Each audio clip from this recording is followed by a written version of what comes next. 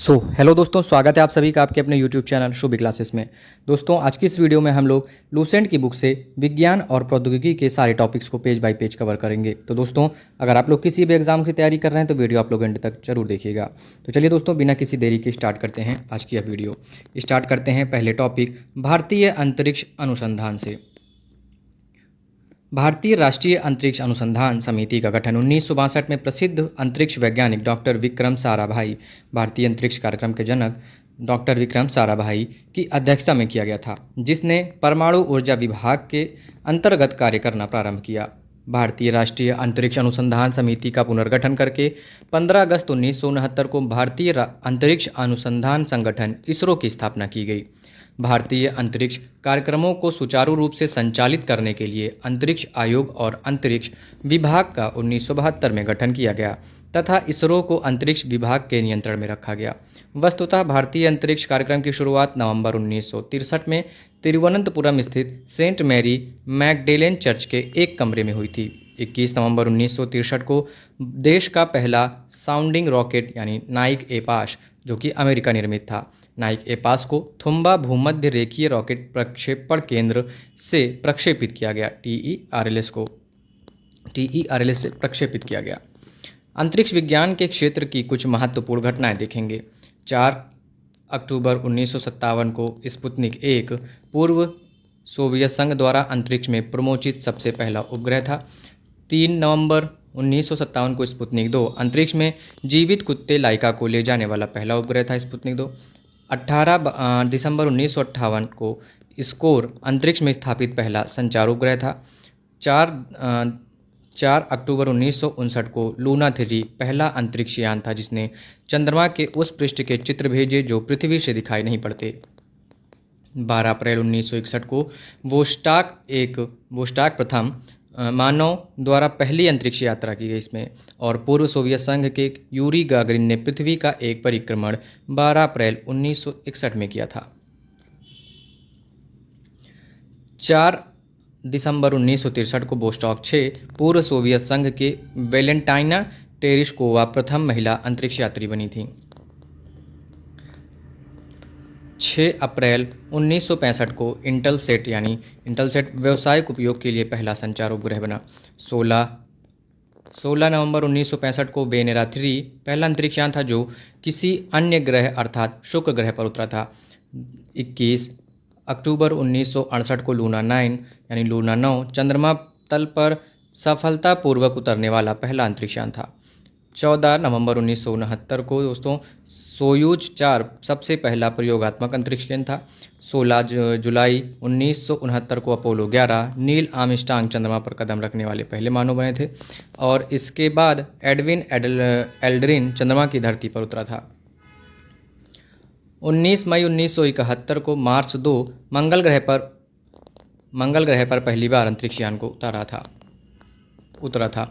अंतरिक्ष केंद्र और इकाइयां देखेंगे। विक्रम साराभाई अंतरिक्ष केंद्र तिरुवनंतपुरम में है।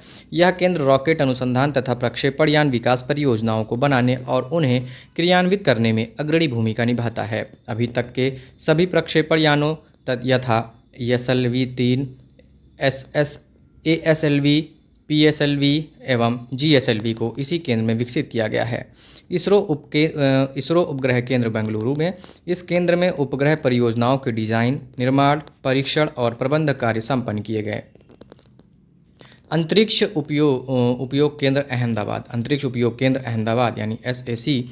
इस केंद्र के प्रमुख कार्यों में दूरसंचार व टेलीविज़न में उपग्रह का प्रयोग, प्राकृतिक संसाधनों के सर्वेक्षण और प्रबंध के लिए दूर संवेदन, मौसम विज्ञान, भूमापन, पर्यावरण पर्यवेक्षण आदि शामिल किए गए। शार केंद्र श्रीहरिकोटा। यह इसरो का प्रमुख प्रक्षेपण केंद्र है जो आंध्र प्रदेश के पूर्वी तट पर स्थित है। इस केंद्र में भारतीय प्रक्षेपण यान के ठोस ईंधन रॉकेट के विभिन्न चरणों का पृथ्वी पर परीक्षण तथा प्रणोदक का प्रसंस्करण भी किया जाता है। दूसरा है द्रव प्रणोदक प्रणाली केंद्र। तिरुवनंतपुरम, बेंगलुरु और महेंद्रगिरी में इस केंद्र की शाखाएं हैं। यह केंद्र इसरो के उपग्रह प्रक्षेपण यानों और उपग्रहों के लिए द्रव ईंधन से चलने वाली चालक नियंत्रण प्रणालियों और इंजनों के डिजाइन, विकास और आपूर्ति के लिए कार्यरत है। महेंद्रगिरी में द्रव ईंधन से चलने वाले रॉकेट इंजनों की परीक्षण सुविधा उपलब्ध है। इसरो टेलीमेट्री निगरानी एवं नियंत्रण नेटवर्क यानी ISTRAC, इस नेटवर्क का मुख्यालय तथा उपग्रह नियंत्रण केंद्र बेंगलुरु में स्थित है। श्रीहरिकोटा, तिरुवनंतपुरम, बेंगलुरु, लखनऊ, पोर्ट ब्लेयर और मॉरिशस में इसके भू केंद्र हैं। इसका प्रमुख कार्य इसरो के प्रक्षेपण यानों एवं उपग्रह मिशनों तथा अन्य अंतरिक्ष एजेंसियों को टेलीमेट्री, निगरानी और नियंत्रण सुविधाएं प्रदान करना है। लाएगा मुख्य नियंत्रण सुविधा हासन, MCF जिसको बोलते हैं। इनसैट उपग्रह के प्रक्षेपण के बाद की सभी गतिविधियों यथा उपग्रहों को कक्षा में स्थापित करना, केंद्र से उपग्रह का नियमित संपर्क स्थापित करना तथा कक्षा में उपग्रह की सभी क्रियाओं पर निगरानी एवं नियंत्रण का दायित्व कर्नाटक के हासन स्थित मुख्य नियंत्रण सुविधा के पास है। इसरो का दूसरा मुख्य नियंत्रण सुविधा केंद्र मध्य प्रदेश के भोपाल में 11 अप्रैल 2005 को स्थापित किया गया। इसरो जड़त्व प्रणाली इकाई तिरुवनंतपुरम, इसरो की इस इकाई का प्रमुख कार्य प्रक्षेपण यानों और उपग्रहों के लिए जड़त्व प्रणाली का विकास करना है। भौतिक अनुसंधान प्रयोगशाला अहमदाबाद, PRL, इसको PRL बोलते हैं। अंतरिक्ष विभाग के अंतर्गत कार्यरत यह संस्थान अंतरिक्ष और संबद्ध विज्ञान में अनुसंधान एवं विकास करने वाला प्रमुख राष्ट्रीय केंद्र है। राष्ट्रीय दूरसंवेदी एजेंसी हैदराबाद, अंतरिक्ष विभाग के अंतर्गत कार्यरत यह एजेंसी उपग्रह से प्राप्त आंकड़ों का उपयोग करके पृथ्वी के संसाधनों की पहचान, वर्गीकरण और निगरानी करने की जिम्मेदारी निभाती है। इसका प्रमुख केंद्र बालानगर में स्थित है। इसके अतिरिक्त देहरादून स्थित भारतीय दूरसंवेदी संस्थान भी राष्ट्रीय दूरसंवेदी एजेंसी का ही अंग है। प्रमुख भारतीय उपग्रह देखेंगे, इसमें आर्यभट्ट है। तो स्वदेशी तकनीक से निर्मित प्रथम भारतीय उपग्रह आर्यभट्ट को 19 अप्रैल 1975 को पूर्व सोवियत संघ के बैकानूर अंतरिक्ष केंद्र से इंटर कॉस्मोस प्रक्षेपण यान द्वारा पृथ्वी के निकट वृत्तीय कक्षा में 594 किलोमीटर की ऊंचाई पर सफलतापूर्वक स्थापित किया गया। इसका वजन 360 किलोग्राम था। इस अभियान के 3 प्रमुख लक्ष्य थे: वायु विज्ञान प्रयोग, सौर भौतिकी प्रयोग तथा एक्स किरण खगोलकीय प्रयोग। इस उपग्रह में संचार व्यवस्था से जुड़े कई प्रयोग किए गए। विशुद्ध रूप से वैज्ञानिक उपग्रह के रूप में विकसित आर्यभट्ट को सक्रिय कार्यविधि मात्र 6 माह निर्धारित की गई थी, परंतु उन्होंने मार्च 1980 तक अंतरिक्ष से आंकड़े भेजने का कार्य किया। उपग्रहों के प्रकार देखेंगे, चलिए। परिक्रमा पथ के मापदंडों के आधार पर उपग्रहों को 4 वर्गों में विभाजित किया जा सकता है। पहला है निम्न भूकक्षीय उपग्रह यानी लो अर्थ ऑर्बिट सैटेलाइट। इस प्रकार के उपग्रह सामान्यतः एक अंडाकार कक्षा में सामान्यतः 200 से 600 किलोमीटर की सीमा में कार्यरत होते हैं।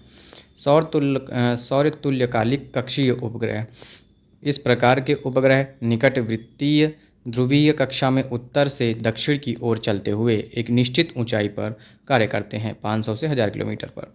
जब ये उपग्रह उत्तर से दक्षिण की ओर गुजरते हैं तो पृथ्वी की सतह पर एक कटी हुई फसल के जैसा सुस्थिर सौरदीप्त क्षेत्र दृश्यमान होता है। PSLV से छोड़ा गया भारतीय सुदूर संवेदन उपग्रह इसी वर्ग में आता है। भूतुल्यकालिक उपग्रह देखेंगे तो ये उपग्रह एक वृत्ताकार विषुवतीय कक्षा में 36,000 किलोमीटर की निश्चित ऊंचाई पर 24 घंटे में एक बार पृथ्वी की परिक्रमा करते हैं।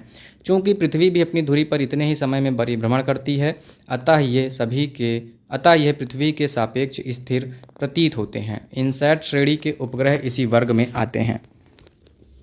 दीर्घवृत्तीय मोलनिया कक्षा लॉन्ग इक्लिप्टल मोलेनिया ऑर्बिट 504 किलोमीटर उपभू से लेकर 39,834 किलोमीटर अपभू की ऊंचाई पर भ्रमण करने वाले उपग्रह इसी वर्ग में आते हैं, जैसे कि भास्कर 1। प्रायोगिक पृथ्वी पर्यवेक्षण उपग्रह भास्कर 1 को 7 जून 1979 को पूर्व सोवियत संघ के प्रक्षेपण केंद्र बैकानूर से इंटर कॉस्मोस प्रक्षेपण यान द्वारा पृथ्वी से 525 किलोमीटर की ऊंचाई पर पूर्व निर्धारित कक्षा में सफलतापूर्वक स्थापित किया गया।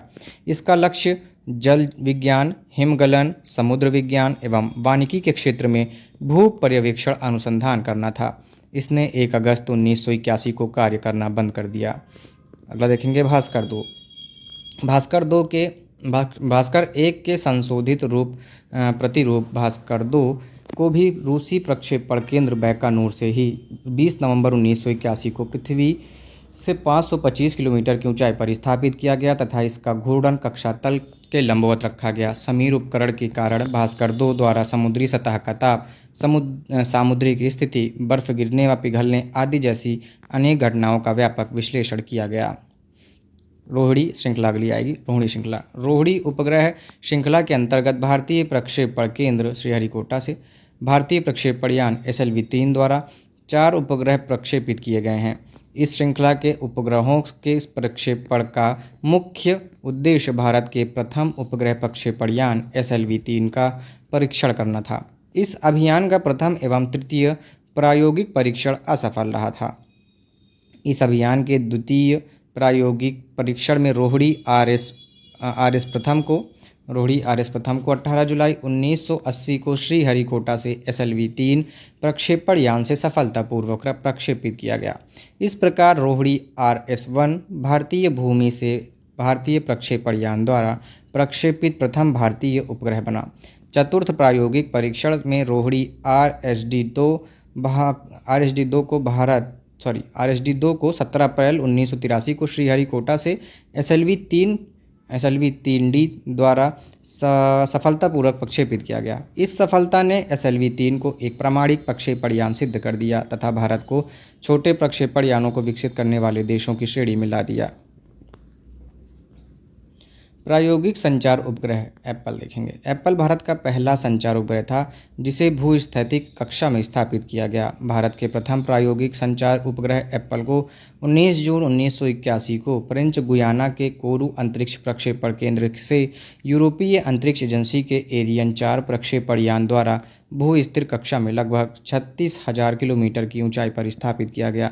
इस उपग्रह का उपयोग राष्ट्रीय संचार व्यवस्था को आधुनिक बनाने, घरेलू संचार व्यवस्था, रेडियो नेटवर्क डेटा संप्रेषण, दूर दराज के क्षेत्रों में संचार व्यवस्था स्थापित करने, भू-स्थैतिक कक्षा में उपग्रहों के प्रक्षेपण की तकनीक का ज्ञान प्राप्त करने तथा संचार के लिए प्रयुक्त सी बैंड ट्रांसपोर्टर के प्रयोग आदि में किया गया। एप्पल से प्राप्त तकनीकी अनुभव से इनसैट श्रृंखला के निर्माण एवं विकास में महत्वपूर्ण भूमिका निभाई। विस्तारित रोहिणी उपग्रह श्रृंखला देखेंगे। SROS, इस श्रृंखला का उद्देश्य 100 से 150 किलोग्राम वर्ग के उपग्रहों का निर्माण करना था जिन्हें संवर्धित उपग्रह प्रक्षेपण यान यानी एगमेंटेड सैटेलाइट लॉन्च व्हीकल बोलते हैं ASLV द्वारा छोड़ा गया था। इस श्रृंखला के तहत 4 उपग्रह SROS-1, SROS-2, SROS-3 और SROS-4 प्रक्षेपित किया गया। SROS-1 और SROS-2 असफल रहा था। भारतीय राष्ट्रीय उपग्रह इनसैट प्रणाली देखेंगे। तो भारतीय राष्ट्रीय उपग्रह प्रणाली अर्थात इनसैट प्रणाली एवं एक बहुउद्देशीय कार्यरत उपग्रह प्रणाली है जो एशिया प्रशांत में सबसे बड़ी घरेलू संचार उपग्रह प्रणालियों में से एक है। इसका उपयोग लंबी दूरी के घरेलू दूरसंचार, ग्रामीण क्षेत्रों में उपग्रह के माध्यम से सामुदायिक दूरदर्शन के सीधे राष्ट्रव्यापी प्रसारण को बेहतर बनाने, भू-स्थित ट्रांसमीटरों के माध्यम से पुनः प्रसारण हेतु आकाशवाणी तथा दूरदर्शन कार्यक्रमों को देश भर में प्रसारित करने, मौसम संबंधी जानकारी, वैज्ञानिक अध्ययन हेतु भू सर्वेक्षण तथा आंकड़ों के संप्रेषण में किया जाता है। इनसैट प्रणाली अंतरिक्ष विभाग, दूरसंचार विभाग, भारतीय मौसम विभाग, आकाशवाणी तथा दूरदर्शन का संयुक्त प्रयास है, जबकि इनसैट अंतरिक्ष कार्यक्रमों की व्यवस्था, निगरानी और संचालन का पूर्ण दायित्व अंतरिक्ष विभाग को सौंपा गया है। इनसैट प्रणाली के प्रथम पीढ़ी 4 उपग्रह INSAT 1A, 1B, 1C, 1D, द्वितीय पीढ़ी में 5 उपग्रह INSAT 2A, 2B, 2C, 2D, 2E, तृतीय पीढ़ी में भी 5 उपग्रह 3A, 3B, 3C, 3D और 3E तथा चौथी पीढ़ी में 7 उपग्रहों के प्रक्षेपण की योजना बनाई गई। चौथी पीढ़ी के उपग्रह 4A, 4C, 4B तथा 4CR का प्रक्षेपण हो चुका है। भारतीय दूरसंवेदी उपग्रह प्रणाली देखेंगे। तो भारत में राष्ट्रीय प्राकृतिक संसाधन प्रबंध प्रणाली की सहायता के लिए भारतीय दूरसंवेदी उपग्रह प्रणाली Indian remote sensing satellites IRS का विकास किया गया है। इसका मुख्य उद्देश्य प्राकृतिक संसाधनों का सर्वेक्षण और सतत निगरानी करना है। प्राकृतिक संसाधनों जैसे मृदा, जल, भूजल, सागर, वन आदि का। दूर संवेदी उपग्रह प्रणाली के अंतर्गत पृथ्वी के गर्भ में छिपे संसाधनों को स्पर्श किए बिना प्रकीर्णन विधि द्वारा विश्वसनीय और प्रामाणिक जानकारी उपलब्ध कराई जाती है। इसके तहत उपग्रह में लगे इलेक्ट्रॉनिक कैमरा, इलेक्ट्रॉनिक कैमरों से पृथ्वी पर स्थित वस्तुओं का चित्र लेते हैं और इन चित्रों के विश्लेषण से जानकारी प्राप्त करते हैं। दूर संवेदी उपग्रह के उपयोग से सुदूर संवेदन की प्रक्रिया को एक निश्चित अंतराल के बाद दोहराकर किसी स्थान विशेष पर समयानुसार हो रहे परिवर्तनों का बारीकी से अध्ययन किया जा सकता है। वर्तमान में IRS उपग्रह किसी विशेष स्थान पर लगभग प्रत्येक 30 सप्ताह के बाद गुजरता है। इस प्रणाली के तहत प्रक्षेपित किए गए उपग्रह हैं IRS-1A, IRS-1B, IRS-1E, IRS-P2, IRS-1C, IRS-P4, IRS-P6 और कार्टोसेट 1, कार्टोसेट 2 और कार्टोसेट 3 आदि हैं। कार्टोसेट एक देश का प्रथम मैपिंग सैटेलाइट है।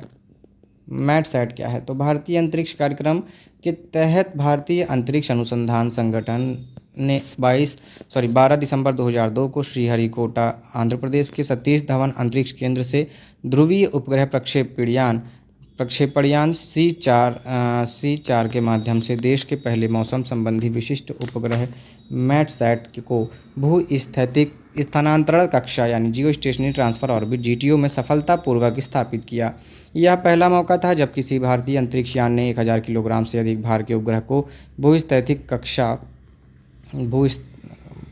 कक्षा से तात्पर्य है जिस गति से पृथ्वी घूमती है उसी कोणीय गति से उपग्रह भी घूमेगा, जिसके कारण उपग्रह सदा पृथ्वी के एक विशेष स्थान के ऊपर स्थिर नजर आएगा। भूस्थैतिक कक्षा में स्थापित किया गया। इससे पूर्व सभी उपग्रह केवल ध्रुवीय कक्षा में ही स्थापित किए गए थे। मैटसेट की कक्षा दीर्घवृत्ताकार है जिसमें पृथ्वी से निकटतम बिंदु 250 किलोमीटर की दूरी पर स्थित है, जबकि अधिकतम दूरी पर स्थित बिंदु 36,000 किलोमीटर की दूरी पर है।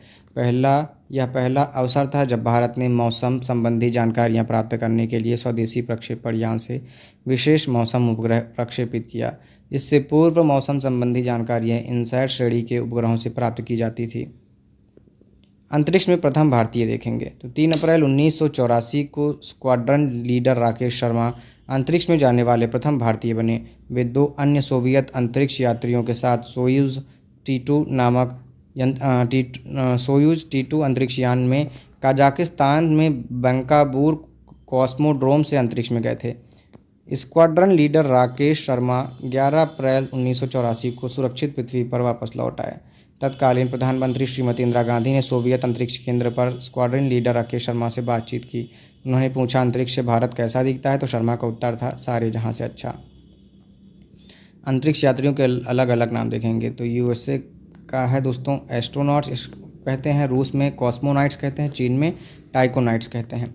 अंतरिक्ष में मानव भेजने वाला भारत 14वां राष्ट्र बना और स्क्वाड्रन लीडर राकेश शर्मा अंतरिक्ष में जाने वाले 139वें अंतरिक्ष यात्री बने। अंतरिक्ष में जाने वाली भारतीय मूल की प्रथम महिला कल्पना चावला थी। इनकी मृत्यु 1 फरवरी 2003 को अंतरिक्ष यान कोलंबिया के मिशन STS-104 के वातावरण में पुनः प्रवेश के कुछ देर बाद नष्ट हो जाने से हो गई। चंद्रयान 1 क्या है? तो चंद्रमा के लिए भारत का पहला मिशन चंद्रयान 1 है। यह विश्व का 68वां चंद्र अभियान है। भारत ने अपने पहले चंद्रयान का प्रक्षेपण श्रीहरिकोटा के सतीश धवन अंतरिक्ष केंद्र से 22 अक्टूबर 2008 को ध्रुवीय उपग्रह प्रक्षेपण वाहन PSLV C11 के लिए जरिए किया था। नोट है, प्रथम चंद्रमा अभियान सोवियत संघ ने 2 जनवरी 1959 को भेजा तथा द्वितीय चंद्रमा अभियान 3 मार्च 1959 को अमेरिका ने भेजा था। अमेरिका, यूरोपीय संघ, रूस, जापान व चीन के बाद भारत छठा ऐसा देश है जो चंद्रमा के लिए यान भेजने में सफल रहा। 11 पेलोड युक्त चंद्रयान 1 से सिग्नल प्राप्त करने के लिए 32 मीटर व्यास के लिए एक विशाल एंटीना की स्थापना कर्नाटक में बेंगलुरु से 40 किलोमीटर दूर व्यालालू में की गई है। यह प्रथम अवसर था जब एक साथ 11 उपकरण विभिन्न अध्ययनों के लिए किसी चंद्रयान के साथ भेजे गए हैं। 14 नवंबर 2008 को वैज्ञानिक उपकरण मून इम्पैक्ट प्रोब को चंद्रमा के ध्रुवीय क्षेत्र में शाकेल्टन गड्ढे के पास छोड़ दिया। मून इम्पैक्ट प्रोब के चारों ओर भारतीय ध्वज चित्रित हैं। यह चांद पर भारत की मौजूदगी का एहसास कराएगा। 29 अगस्त 2009 को चंद्रयान 1 का नियंत्रण कक्ष से संपर्क टूट गया। 30 अगस्त 2009 को इसरो ने चंद्रयान प्रथम मिशन को औपचारिक रूप से समाप्त कर दिया। नोट है, चंद्रयान 1 का मून इम्पैक्ट प्रोब चंद्रमा की सतह पर जिस स्थान पर उतरा था उस स्थान का नाम जवाहर बिंदु रखा गया है। चंद्रयान 2 22 जुलाई 2019 को भारतीय भूतुल्यकाली उपग्रह प्रक्षेपण यान GSLV-M के तृतीय द्वारा चंद्रयान-2 को सफलतापूर्वक प्रक्षेपित किया गया। इसमें ऑर्बिटर, लैंडर जो कि विक्रम था और रोवर प्रज्ञान का इस्तेमाल किया गया। लैंडर विक्रम का सफलतापूर्वक सॉफ्ट लैंडिंग नहीं होने के कारण यह अभियान पूर्ण सफल नहीं हो सका। नोट है, जिस स्थान पर चंद्रयान-2 का लैंडर चंद्रमा की सतह पर दुर्घटनाग्रस्त हुआ था, उस स्थान का नाम तिरंगा रखा गया। चंद्रयान-3 यह भारतीय अंतरिक्ष अनुसंधान संगठन इसरो द्वारा भेजा गया तीसरा भारतीय चंद्र मिशन है। इसका प्रक्षेपण 14 जुलाई 2023 को 2:35 पर सतीश धवन अंतरिक्ष केंद्र श्रीहरिकोटा से LV-M3M4 रॉकेट के द्वारा किया गया है। इसमें चंद्रयान-2 के समान एक लैंडर और एक रोवर है, लेकिन इसमें ऑर्बिटर नहीं है। इसके लैंडर का नाम विक्रम एवं रोवर का नाम प्रज्ञान है। लैंडर विक्रम ने 23 अगस्त 2023 के दिन 6:04 भारतीय समयानुसार पर चंद्रमा के दक्षिणी ध्रुव पर सॉफ्ट लैंडिंग किया। इसी के साथ भारत चंद्रमा के दक्षिणी ध्रुव पर सफलतापूर्वक अंतरिक्ष यान उतारने वाला पहला और चंद्रमा पर उतरने वाला चौथा देश बन गया। लैंडर विक्रम चंद्रमा पर जिस स्थान पर उतरा है उसे शिव शक्ति बिंदु नाम दिया गया है। नोट है, जापान के मून लैंडर स्लिम यानी मून स्नाइपर ने 19 जनवरी 2024 को चंद्रमा पर सफल सॉफ्ट लैंडिंग की। जापान की अंतरिक्ष एजेंसी है Japan aerospace exploration agency. America की एक निजी कंपनी इंटुएटिव मशीन्स ने अपने 6 पैरों वाला रोबोट लैंडर ओडिसियस को 23 फरवरी 2024 को चंद्रमा के दक्षिणी ध्रुव के निकट मालापर्टेव नाम के क्रेटर में सॉफ्ट लैंडिंग कराने में सफल रहा। ओडिसियस का प्रक्षेपण स्पेसएक्स के फॉल्कन 9 रॉकेट के जरिए नासा के कनेडी स्पेस सेंटर से 15 फरवरी 2024 को किया गया था। इसके साथ ही इंटुएटिव मशीन चंद्रमा की सतह पर अंतरिक्ष यान उतारने वाला विश्व की निजी कंपनी हो गई। इससे पूर्व यह उपलब्धि अमेरिका, रूस, चीन, भारत व जापान की सरकारी एजेंसियों को ही प्राप्त थी। भारत का सूर्य मिशन देखेंगे। भारतीय अंतरिक्ष संगठन इसरो ने अपने पहले सौर मिशन आदित्य L1 का प्रक्षेपण 2 सितंबर 2023 को किया। इसका प्रक्षेपण PSLV C57 रॉकेट का उपयोग करके किया गया। आदित्य L1 1.5 मिलियन किलोमीटर की दूरी से सूर्य का अध्ययन करने वाला पहला अंतरिक्ष आधारित वेधशाला श्रेणी का भारतीय सौर मिशन है। अंतरिक्ष यान को सूर्य पृथ्वी प्रणाली के लैग्रेंजियन बिंदु 1 यानी L1 के चारों ओर एक प्रभामंडल कक्षा में स्थापित करने की योजना है। आदित्य L1 का प्राथमिक उद्देश्य सूर्य के विकिरण, ऊष्मा, कण प्रवाह तथा चुंबकीय क्षेत्र सहित सूर्य के व्यवहार और वे पृथ्वी को कैसे प्रभावित करते हैं के संबंध में गहरी समझ हासिल करना है। लैग्रेंज पॉइंट्स क्या है? तो यह अंतरिक्ष में विशेष स्थान है जहां सूर्य और पृथ्वी जैसे दो बड़े परिक्रमा करने वाले पिंडों की गुरुत्वाकर्षण शक्तियां एक दूसरे को संतुलित करती हैं। कुल 5 लैग्रेंज पॉइंट होते हैं, जिनमें से प्रत्येक की अलग अलग विशेषताएं होती हैं। भारत का मंगल मिशन देखेंगे। भारतीय वैज्ञानिकों द्वारा पूर्ण रूप से तैयार मंगल मिशन, जिसे मंगलयान नाम दिया गया है, 24 सितंबर 2014 को सुबह 8 बजे मंगल की कक्षा में प्रवेश कर गया। इसके साथ ही अपने पहले प्रयास में ही मंगल पर पहुंचने वाला भारत विश्व का पहला देश बन गया है। इसरो द्वारा मंगलयान नामक अपनी अंतरिक्ष परियोजना के अंतर्गत 5 नवंबर 2013 को मंगल ग्रह की परिक्रमा करने हेतु एक उपग्रह आंध्र प्रदेश के श्रीहरिकोटा स्थित सतीश धवन अंतरिक्ष केंद्र से ध्रुवीय उपग्रह प्रक्षेपण यान PSLV C25 के द्वारा सफलतापूर्वक छोड़ा गया था। अमेरिका, रूस और यूरोपीय संघ के बाद भारत मंगलयान की कक्षा में प्रवेश करने वाला पहला देश बन गया। भारत एशिया का पहला देश है जो मंगल की कक्षा में दाखिल हुआ। नासा, ESA और रॉस कॉस्मोस के बाद इसरो मंगल ग्रह की कक्षा में प्रवेश करने वाली चौथी स्पेस एजेंसी है। मंगल मिशन की कुल लागत 450 करोड़ रुपए है। मंगलयान मंगल ग्रह से निकटतम स्थिति में आने पर मात्र 365 किलोमीटर दूर रहेगा, जबकि सबसे दूर होने पर 8000 किलोमीटर दूर रहेगा। मंगलयान में लगे उपकरणों का उपयोग भविष्य में मौसम, जमीन, खेती और संचार उपग्रहों में किया जा सकेगा। प्रक्षेपण यान प्रौद्योगिकी देखेंगे। SLV-3 satellite launch vehicle. SLV-3 साधारण क्षमता वाले SLV-3 के विकास से भारत ने प्रक्षेपण यान प्रौद्योगिकी के क्षेत्र में कदम रखा तथा 18 जुलाई 1980 को SLV-3 का सफल प्रायोगिक परीक्षण करके अपनी योग्यता को सिद्ध करते हुए स्वयं को अंतरिक्ष क्लब का छठा सदस्य बना लिया। इस क्लब के अन्य पूरे 5 सदस्य रूस, अमेरिका, फ्रांस, जापान एवं चीन। SLV-3 एक 4 चरणों वाला साधारण क्षमता का उपग्रह प्रक्षेपण यान था जो 40 किलोग्राम भार वर्ग के उपग्रहों को पृथ्वी की निचली कक्षा में स्थापित कर सकता था। इसका ईंधन ठोस था। SLV-3 का कुल 4 प्रायोगिक परीक्षण प्रक्षेपण किए गए, जिनमें द्वितीय तथा चतुर्थ प्रक्षेपण पूर्णतः सफल रहा। 17 अप्रैल 1983 की SLV-3 की चतुर्थ एवं अंतिम उड़ान द्वारा रोहिणी RSD-2 को सफलतापूर्वक निर्धारित कक्षा में स्थापित करने के बाद इस उपग्रह प्रक्षेपण यान के कार्यक्रम को बंद कर दिया गया। ASLV यानी ऑगमेंटेड सैटेलाइट लॉन्च व्हीकल देखेंगे। संवर्धित उपग्रह प्रक्षेपण यान अर्थात ASLV वास्तव में SLV-3 का ही संवर्धित रूप है। इसे 100 से 150 किलोग्राम भार वर्ग के उपग्रहों को पृथ्वी की निचली कक्षा में स्थापित करने के उद्देश्य से विकसित किया गया था। यह एक 5 चरणों वाला संवर्धित उपग्रह प्रक्षेपण यान था। ठोस प्रणोदक से चलने वाले ASLV के स्ट्रैप ऑन प्रथम एवं द्वितीय चरण के लिए स्वदेशी तकनीक से विकसित हाइड्रॉक्सिल टर्मिनेटेड पॉलीब्यूटाडाइन प्रणोदक एवं तृतीय एवं चतुर्थ चरण के लिए HEF-20 प्रणोदक का प्रयोग किया गया था। ASLV के कुल 4 प्रक्षेपण कराए गए, जिनमें से ASLV-D1 24 मार्च 87 एवं ASLV-D2 13 जुलाई 1988 की प्रथम दोनों प्रक्षेपण असफल सिद्ध हुए थे। PSLV क्या है? तो पोलर सैटेलाइट लॉन्च व्हीकल है PSLV।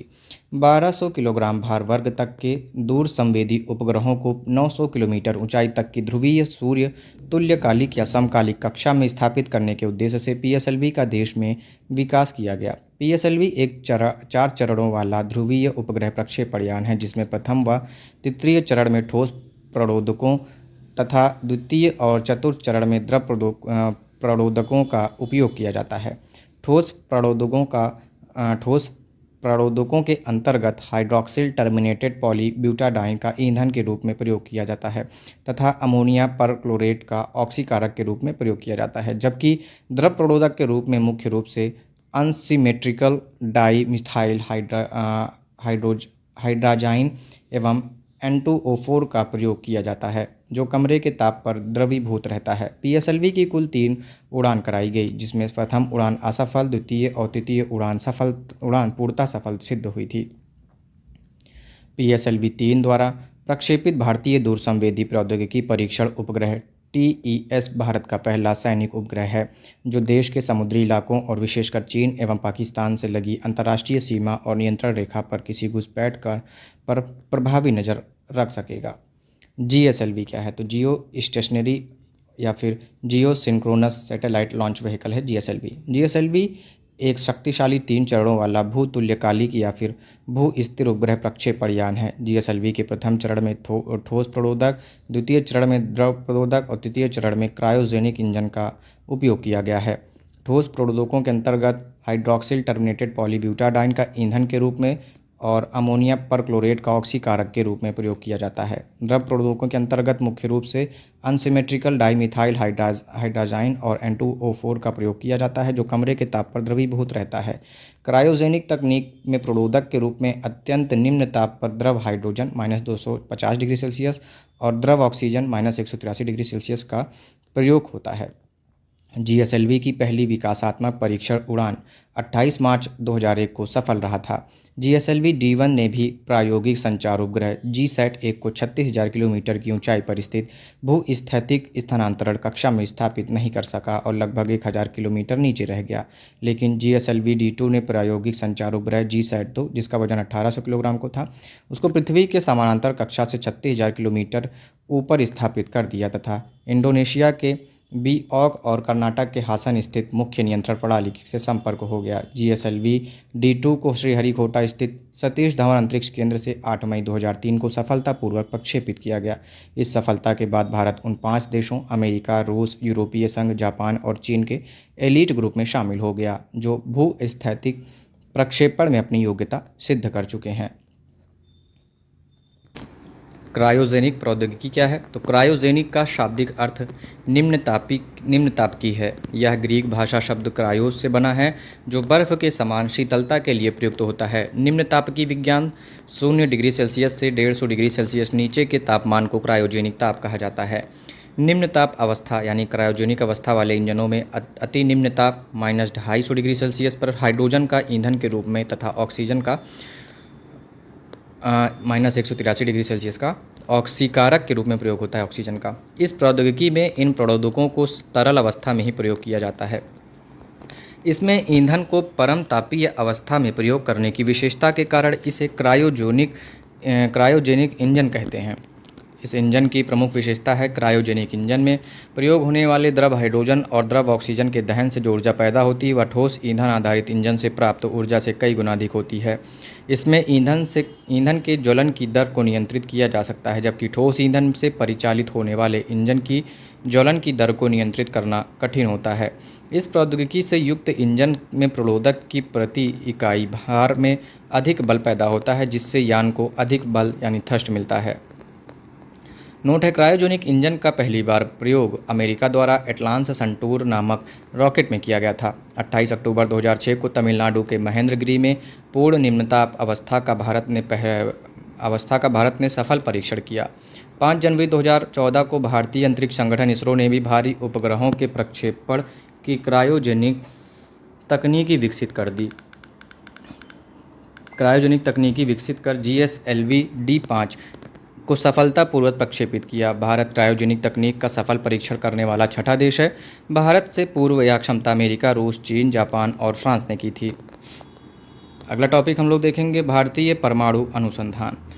डॉक्टर होमी जे भाभा की अध्यक्षता में 10 अगस्त 1948 को परमाणु ऊर्जा आयोग की स्थापना के साथ ही परमाणु ऊर्जा अनुसंधान की भारतीय यात्रा आरंभ हुई। भारत के प्रधानमंत्री की अध्यक्षता में परमाणु ऊर्जा कार्यक्रमों के कार्यान्वयन हेतु अगस्त 1954 में परमाणु ऊर्जा विभाग की स्थापना की गई। परमाणु ऊर्जा के सभी कार्यक्रम प्रधानमंत्री के तत्वावधान में किए जाते हैं। परमाणविक ऊर्जा विभाग प्रधानमंत्री कार्यालय के प्रशासन के अधीन है। परमाणु अनुसंधान एवं विकास के प्रमुख केंद्र देखेंगे। पहला आएगा भाभा परमाणु अनुसंधान केंद्र बार्क। ट्राम्बे मुंबई में स्थापित बार्क भाभा परमाणु अनुसंधान केंद्र परमाणु विज्ञान और संबंध क्षेत्र में कार्यरत देश का प्रमुख अनुसंधान केंद्र है। बार्क परमाणु विद्युत कार्यक्रम तथा उद्योग एवं खनिज क्षेत्र की इकाइयां अनुसंधान एवं विकास में सहायता प्रदान करता है। इस केंद्र ने उद्योग, औषधि एवं कृषि के क्षेत्र में रेडियो आइसोटोप के चिकित्सीय उपयोगों सहित परमाणु ऊर्जा के शांतिपूर्ण कार्यों में उपयोग की प्रौद्योगिकी का विकास किया है। प्रायोगिक रिएक्टरों को जीरो पावर रिएक्टर भी कहते हैं, क्योंकि इसका इस्तेमाल ऊर्जा प्राप्ति की अपेक्षा नाभिकीय अनुसंधान के लिए खास तौर पर किया जाता है। बार्क के परमाणु रिएक्टर देखेंगे तो अप्सरा रिएक्टर का निर्माण हुआ था 1956 में, या 1 मेगावाट का क्षमता है इसकी। साइरस रिएक्टर का निर्माण हुआ था 1960 में, 40 मेगावाट की क्षमता है इसकी।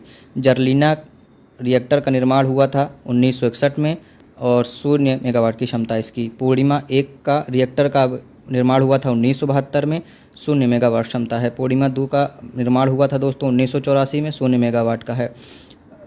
ध्रुव रिएक्टर का निर्माण हुआ था 1985 में, 100 मेगावाट की क्षमता है इसकी। पूर्णिमा तृतीय का निर्माण हुआ था 1990 में और 0 मेगावाट की क्षमता है इसकी।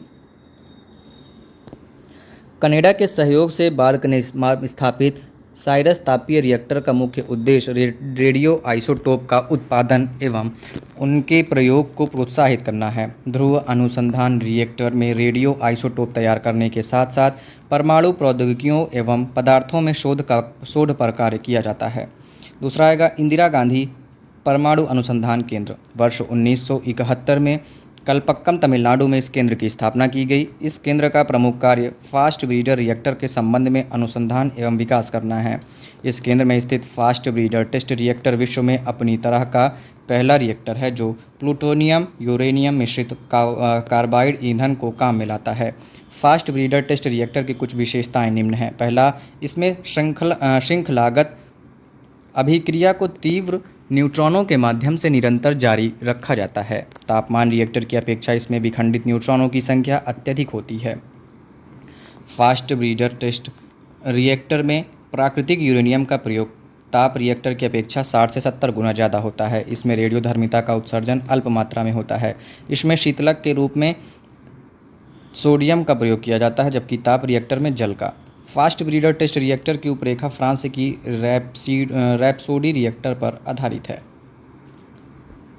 कामनी क्या है? तो कामनी संक्षिप्त रूप है कल्पक्कम मिनी रिएक्टर का। कामनी ने 17 सितंबर 1997 से काम करना शुरू कर दिया है। इस रिएक्टर का महत्व इस बात को लेकर है कि जहां अन्य प्रायोगिक रिएक्टरों में ईंधन के रूप में यूरेनियम या प्लूटोनियम का उपयोग किया जाता है, वहीं कामनी थोरियम 31 का उपयोग ईंधन के रूप में करेगा। स्मरणीय है कि कामनी थोरियम यूरेनियम 233 ईंधन चक्र का उपयोग करने वाला विश्व का प्रथम रिएक्टर है। इस रिएक्टर का उपयोग अनुसंधान के अतिरिक्त अपराधियों को पकड़ने में भी किया जाएगा, क्योंकि इसके द्वारा फिंगरप्रिंट का मिलान करना बड़ा सरल हो जाएगा। तीसरा हम लोग देखेंगे उच्च प्रौद्योगिकी केंद्र यानी कैट। 1984 में इंदौर में स्थापित उच्च प्रौद्योगिकी केंद्र का मुख्य कार्य लेज़र एवं तरकों के क्षेत्र में प्रौद्योगिकी का विकास करना है। नोट है, लेज़र अक्षर समूह का निर्माण light amplification by stimulated animation of radiation के संक्षिप्तीकरण से हुआ है, जिसका अर्थ होता है विकिरण उत्सर्जन के द्वारा प्रकाश का प्रवर्धन। लेज़र एक ऐसी युक्ति है जिसमें विकिरण ऊर्जा के उत्सर्जन के द्वारा एक वर्णी प्रकाश प्राप्त किया जाता है। लेज़र की खोज अमेरिका की हेजेस प्रयोगशाला में थियोडर मेमन के द्वारा 1960 में की गई। 1964 में बार्क ने गैलियम आर्सेनिक अर्धचालक लेज़र का निर्माण किया। चौथा आएगा परिवर्तनीय ऊर्जा साइक्लोट्रॉन केंद्र VECC। यह केंद्र परमाणु भौतिकी, परमाणु रसायन शास्त्र, विभिन्न उद्योगों के लिए रेडियो समस्थानिकों के उत्पादन एवं रिएक्टरों को विभिन्न स्तरों से होने वाली क्षमता के उच्च अध्ययन का राष्ट्रीय केंद्र है। इसका मुख्यालय कोलकाता में है। परमाणु ऊर्जा विभाग की अन्य प्रमुख इकाइयाँ देखेंगे। परमाणु पदार्थ निदेशालय है दोस्तों हैदराबाद में। गुरु जल बोर्ड है मुंबई में। नाभिकीय ईंधन परिषद है हैदराबाद में। भारतीय नाभिकीय ऊर्जा कॉरपोरेशन लिमिटेड मुंबई में है। भारत यूरेनियम निगम लिमिटेड जादूगोड़ा में है। भारतीय रेयर अर्थ लिमिटेड मुंबई में है। विकिरण और आइसोटोप प्रौद्योगिकी बोर्ड मुंबई में है। चलिए परमाणु परीक्षण देखेंगे। 18 मई 1974 में पोखरण जैसलमेर राजस्थान में भारत ने स्वदेशी पहला परीक्षणीय परमाणु विस्फोट किया। यह बम 12 किलोटन क्षमता का था। इसका कोड नाम स्माइलिंग बुद्धा था। पहले परीक्षण के 24 वर्षों बाद पोखरण में दूसरी बार 11 मई व 13 मई 1998 को परमाणु परीक्षण किया गया, जिसे शक्ति 98 नाम दिया गया। सब किलोटन अर्थात 1 किलोटन से कम विस्फोटों का सबसे बड़ा लाभ यह है कि यदि भारत ने समग्र परमाणु परीक्षण निषेध संधि पर हस्ताक्षर कर भी दिए तो इस विस्फोटक तकनीक के माध्यम के बाद प्रयोगशाला में भी परीक्षणों को जारी रखा जा सकता है।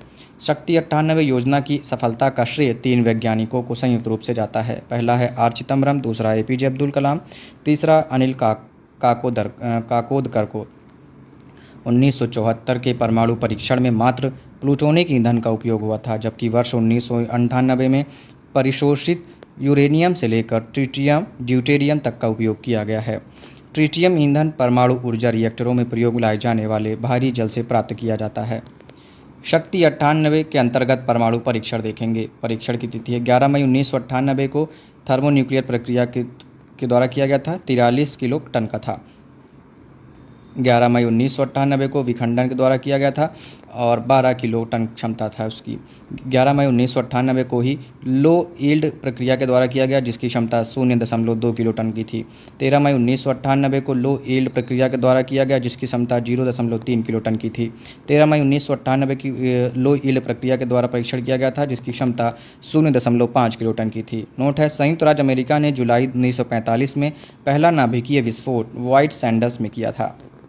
भारत में परमाणु विद्युत गृह देखेंगे। परमाणु विद्युत उत्पादन के प्रबंधन के लिए 1987 में भारतीय परमाणु विद्युत निगम लिमिटेड की स्थापना की गई। तारापुर परमाणु विद्युत गृह संयुक्त राज्य अमेरिका की सहायता से स्थापित भारत का पहला परमाणु विद्युत संयंत्र है। यहाँ अमेरिका से आयातित व संवर्धित यूरेनियम का ईंधन के रूप में प्रयोग होता है। इस विद्युत गृह के लिए आवश्यक ईंधन की आपूर्ति अंतिम समय तक संयुक्त राज्य अमेरिका द्वारा की जाएगी। रावत भाटा परमाणु विद्युत गृह प्रारंभ में कनाडा के सहयोग से शुरू किया गया था। बाद में यह परियोजना स्वदेशी तकनीक से पूरी की गई है। वर्तमान में यह भारत का सबसे बड़ा न्यूक्लियर पार्क है। रक्षा क्षेत्र में अनुसंधान व विकास के लिए रक्षा अनुसंधान एवं विकास संगठन की स्थापना वर्ष 1958 में की गई। इस समय इसे कुछ अन्य प्रौद्योगिकीय संस्थानों के साथ मिलाकर स्थापित किया गया था। 1980 में स्वतंत्र रक्षा अनुसंधान व विकास विभाग को गठित किया गया। रक्षा अनुसंधान एवं विकास संगठन के प्रमुख एवं महानिदेशक रक्षा मंत्री के वैज्ञानिक सलाहकार होते हैं। इस संगठन का मुख्यालय नई दिल्ली में है। रक्षा उत्पादन विभाग एवं रक्षा आपूर्ति विभाग 1984 में विलय करके रक्षा उत्पादन एवं आपूर्ति विभाग की स्थापना की गई। भारतीय प्रक्षेपास्त्र कार्यक्रम देखेंगे तो भारत की तत्कालीन प्रधानमंत्री श्रीमती इंदिरा गांधी ने जुलाई 1983 में समेकित निर्देशित प्रक्षेपास्त्र विकास कार्यक्रम यानी integrated guided missile development programme IGMDP की नींव रखी। इस कार्यक्रम के संचालन का दायित्व रक्षा अनुसंधान एवं विकास संगठन डीआरडीओ को सौंपा गया। इस कार्यक्रम के अंतर्गत विकसित प्रक्षेपास्त्रों का संक्षिप्त विवरण इस प्रकार है। पहला आएगा पृथ्वी। यह जमीन से जमीन पर मार करने वाला दूरी का बैलिस्टिक प्रक्षेपास्त्र है। पृथ्वी प्रक्षेपास्त्र का प्रथम परीक्षण फरवरी 1988 को चांदीपुर अंतरिम परीक्षण केंद्र से किया गया। पृथ्वी की न्यूनतम मारक क्षमता 40 किलोमीटर तथा अधिकतम मारक क्षमता 250 किलोमीटर है। दूसरा है त्रिशूल। यह कम दूरी का जमीन से हवा में मार करने वाला प्रक्षेपास्त्र है। इसकी मारक क्षमता 500 मीटर से 9 किलोमीटर तक है। यह मैक 2 की गति से निशाने को भेद सकता है। तीसरा है आकाश। यह जमीन से हवा में मार सकने वाला मध्यम दूरी का बहुलक्षीय प्रक्षेपास्त्र है। इसकी मारक क्षमता लगभग 25 किलोमीटर है। आकाश पहली ऐसी भारतीय प्रक्षेपास्त्र है जिसके प्रणोदक में रामजेट सिद्धांतों का प्रयोग किया गया है। इसकी तकनीक को दृष्टिगत करते हुए इसकी तुलना अमेरिकी पैट्रियट मिसाइल से की जा सकती है। यह परंपरागत एवं परमाणु आयुध को ढोने की क्षमता रखता है और इसे मोबाइल लॉन्चर से भी छोड़ा जा सकता है। अगला आएगा चौथा अग्नि। अग्नि श्रेणी में 5 प्रक्षेपास्त्र हैं। अग्नि 1, अग्नि 2, अग्नि 3, अग्नि 4 और अग्नि 5। अग्नि जमीन से जमीन पर मार करने वाली मध्यम दूरी की बैलिस्टिक मिसाइल है। अग्नि 3 की मारक क्षमता 3000 किलोमीटर से अधिक है एवं इसे 5000 किलोमीटर तक बढ़ाया जा सकता है। पनडुब्बी से छोड़े जाने वाले अग्नि 3 का विकास भी किया जा रहा है। अग्नि 3 को पाकिस्तान की हत्व 3 तथा इजराइल की ज़ेरिको 2 की श्रेणी में रखा जा सकता है। अग्नि 3 परंपरागत तथा परमाणु दोनों प्रकार के विस्फोटकों को ले जाने की क्षमता रखती है। भारत ने 15 नवंबर 2011 को इंटरमीडिएट बैलिस्टिक मिसाइल अग्नि 4 का ओडिशा के व्हीलर द्वीप से सफलतापूर्वक परीक्षण किया। यह प्रक्षेपास्त्र 3500 किलोमीटर तक मार सकने में सक्षम है। इसमें ठोस प्ररोधक के 2 चरण और 1 पेलोड है। इसमें 2 स्तरीय हथियार प्रणाली है जो ठोस प्ररोधक से चलती है या जमीन से जमीन पर मार करने वाली मिसाइल परमाणु हथियार ले जाने में सक्षम है। भारत द्वारा 19 अप्रैल 2012 को अग्नि 5 का भी सफल परीक्षण किया गया। इस परीक्षण के साथ भारत भी अंतर महाद्वीपीय प्रक्षेपास्त्र क्लब में शामिल किया गया, जिसमें अब तक केवल 5 सदस्य राष्ट्र थे। अमेरिका, रूस, चीन, फ्रांस तथा यूनाइटेड किंगडम शामिल थे। हालांकि 5500 किलोमीटर से अधिक मारक की दूरी को ही आईसीबीएम श्रेणी में माना जाता है, लेकिन अग्नि 5 की मारक दूरी इस अंतर्राष्ट्रीय मानदंड से 500 किलोमीटर कम है। अग्नि 5 की जद में बीजिंग और शंघाई सहित अधिकांश चीन, पाकिस्तान, दक्षिण एशिया, यूरोप तथा अफ्रीका के कुछ हिस्से आते हैं। अमेरिका और ऑस्ट्रेलिया अग्नि 5 की सीमा से बाहर हैं। इसमें सैटेलाइट प्रक्षेपण की क्षमता है। इससे अनेक छोटे छोटे मिसाइलों को छोड़ा जा सकता है। नोट अग्नि 5 सैटेलाइट रोधी मिसाइल है। पांचवा आएगा नाग। यह टैंक रोधी निर्देशित प्रक्षेपास्त्र है। इसकी मारक क्षमता 4 किलोमीटर है। इसका प्रथम सफल परीक्षण नवंबर 1990 में किया गया। इसे दागो और भूल जाओ टैंक रोधी प्रक्षेपास्त्र भी कहा जाता है, क्योंकि इसे एक बार दाग देने के बाद पश्चात पुनः निर्देशित करने की आवश्यकता नहीं पड़ती। रक्षा उत्पादन एवं आपूर्ति विभाग से जुड़े सार्वजनिक संस्थान देखेंगे। हिंदुस्तान एरोनॉटिक्स लिमिटेड मुख्यालय बेंगलुरु में है। इसकी स्थापना 1964 में हुई। भारत इलेक्ट्रॉनिक लिमिटेड की मुख्यालय बेंगलुरु में है। स्थापना 1954 में हुई। भारत अर्थ मूवर्स लिमिटेड की स्थापना के मुख्यालय बेंगलुरु में है। इसकी स्थापना 1964 में हुई। मंझगांव डाक लिमिटेड का मुख्यालय मुंबई में है। स्थापना इसका 1960 में हुआ था। गोवा शिपयार्ड लिमिटेड का मुख्यालय वास्को डी गामा में है। भारत डायनेमिक्स लिमिटेड का मुख्यालय हैदराबाद में है। इसकी स्थापना 1970 में की गई। मिश्र धातु निगम लिमिटेड का मुख्यालय हैदराबाद में है। इसकी स्थापना 1973 में की गई। गार्डन रीच वर्कशॉप लिमिटेड की स्थापना 1934 में की गई। इसका मुख्यालय कलकत्ता में है। कुछ अन्य भारतीय प्रक्षेपास्त्र देखेंगे, जिसमें पहला आएगा धनुष। यह जमीन से जमीन पर मार करने वाले प्रक्षेपास्त्रों में से एक है। यह पृथ्वी प्रक्षेपास्त्र का ही नौसैनिक रूपांतरण है। इसकी मारक क्षमता 150 किलोमीटर तथा इस पर लगभग 500 किलोग्राम आयुध प्रक्षेपित किया जा सकता है। दूसरा आएगा सागरिका। यह सबमेरीन लॉन्च बैलिस्टिक मिसाइल है। समुद्र के भीतर से इसका पहला परीक्षण फरवरी 2008 में किया गया। यह परंपरागत एवं परमाणु दोनों ही एक तरह के आयुध में ले जाने में सक्षम है। इसे रक्षा अनुसंधान एवं विकास संगठन के द्वारा तैयार किया गया। भारत ऐसा पांचवा देश है जिसके पास पनडुब्बी से बैलिस्टिक मिसाइल दागने की क्षमता है। अन्य 4 देश हैं यूएसए, फ्रांस, रूस और चीन। तीसरा आएगा अस्त्र। यह मध्यम दूरी का हवा से हवा में मार करने वाला एवं स्वदेशी तकनीक से विकसित प्रक्षेपास्त्र है। यह भारत का पहला हवा से हवा मार करने वाला प्रक्षेपास्त्र है। यह प्रक्षेपास्त्र प्रत्येक मौसम में दृश्य सीमा से परे हवा से हवा मार करने वाली है। इस संस्करण की विभिन्न प्रक्षेपास्त्र 500 मीटर से 340 किलोमीटर तक की अलग अलग दूरी पर लक्ष्य को भेदने में सक्षम हैं। अस्त्र MK1 को भारतीय वायुसेना के सुखोई Su-30 MKE के साथ एकीकृत किया गया है। चौथा आएगा ब्रह्मोस। यह भारत एवं रूस की संयुक्त परियोजना के तहत विकसित किया जाने वाला प्रक्षेपास्त्र है। इसका नाम ब्रह्मोस यानी भारत की नदी ब्रह्मपुत्र के ब्रह और रूस की नदी मकवा के मौस से मिलाकर बना हुआ है। यह सतह से सतह पर मार करने वाला मध्यम दूरी का सुपरसोनिक क्रूज मिसाइल है। इसका प्रथम सफल परीक्षण जून 2001 में किया गया था। इसका तीसरा सफल परीक्षण मार्च 2009 में किया गया। यह भी दागो और भूल जाओ की पद्धति पर ही विकसित किया गया है। इस क्रूज मिसाइल को जून 2007 में भारतीय थल सेना में सम्मिलित किया गया। लगभग 290 किलोमीटर तक 200 किलोग्राम वजनी परमाणु बम ले जाने में सक्षम ब्रह्मोस ध्वनि की लगभग 3 गुना गति तेजी से चलती है। पांचवा आएगा प्रद्युम्न। यह प्रक्षेपास्त्र दुश्मन के प्रक्षेपास्त्र को हवा में ही बहुत ही कम दूरी पर मार गिराने में सहायक है। यह एक इंटरसेप्टर प्रक्षेपास्त्र है। भारत ने स्वदेश निर्मित एडवांस एयर डिफेंस यानी 802 मिसाइल का परीक्षण ओडिशा के पूर्वी तट पर स्थित एकीकृत परीक्षण रेंज से 6 दिसंबर 2007 को किया। छठवां आएगा एंटी रेडिएशन मिसाइल रुद्रम। इस मिसाइल को भारत के रक्षा अनुसंधान और विकास संगठन द्वारा डिज़ाइन और विकसित किया गया है। रुद्रम मिसाइल का परीक्षण ओडिशा के बालासोर में सुखोई 30 लड़ाकू विमान से किया गया है। रुद्रम मिसाइल भारतीय वायुसेना के लिए वायु सीमाओं की प्रभावी रूप से रक्षा करने, दुश्मन की हवा वायु रक्षा प्रणाली को ध्वस्त करने के लिए एक महत्वपूर्ण हथियार है। बैलिस्टिक मिसाइल क्या है? तो बैलिस्टिक से आशय है कि ऐसे प्रक्षेपास्त्र है जिसमें किसी वस्तु को प्रक्षेपित करने में आवश्यक बल लगाया जाए, किंतु जमीन पर स्थित लक्ष्य पर गिरने के लिए उसे गुरुत्वाकर्षण के सहारे छोड़ दिया जाए। क्रूज मिसाइल क्या है? तो इस श्रेणी की मिसाइल अपने लक्ष्य की खोज कर प्रहार करती है। अगला आएगा युद्ध टैंक अर्जुन। इसका विकास रक्षा अनुसंधान और विकास संगठन के द्वारा किया गया है। इस युद्धक टैंक की गति अधिकतम 70 किलोमीटर प्रति घंटा तक हो सकती है। यह रात के अंधेरे में भी काम कर सकता है। इस टैंक में लगा एक विशेष प्रकार का फिल्टर जवानों को जहरीली गैसों और विकिरण प्रभावों से रक्षा करता है। इस फिल्टर का निर्माण बार्क ने किया है। अर्जुन टैंक को विधिवत रूप से भारतीय सेना में शामिल कर लिया गया है। अगला आएगा T-90S भीष्म टैंक। इसका निर्माण चेन्नई के समीप आवड़ी टैंक कारखाने में किया गया है। यह 4 किलोमीटर के दायरे में प्रक्षेपास्त्र दाग सकता है। यह दुश्मन की प्रक्षेपास्त्र से स्वयं को बचाने की क्षमता रखता है। यह जमीन में बिछाई गई बारूदी सुरंगों से भी अपनी रक्षा करने में सक्षम है।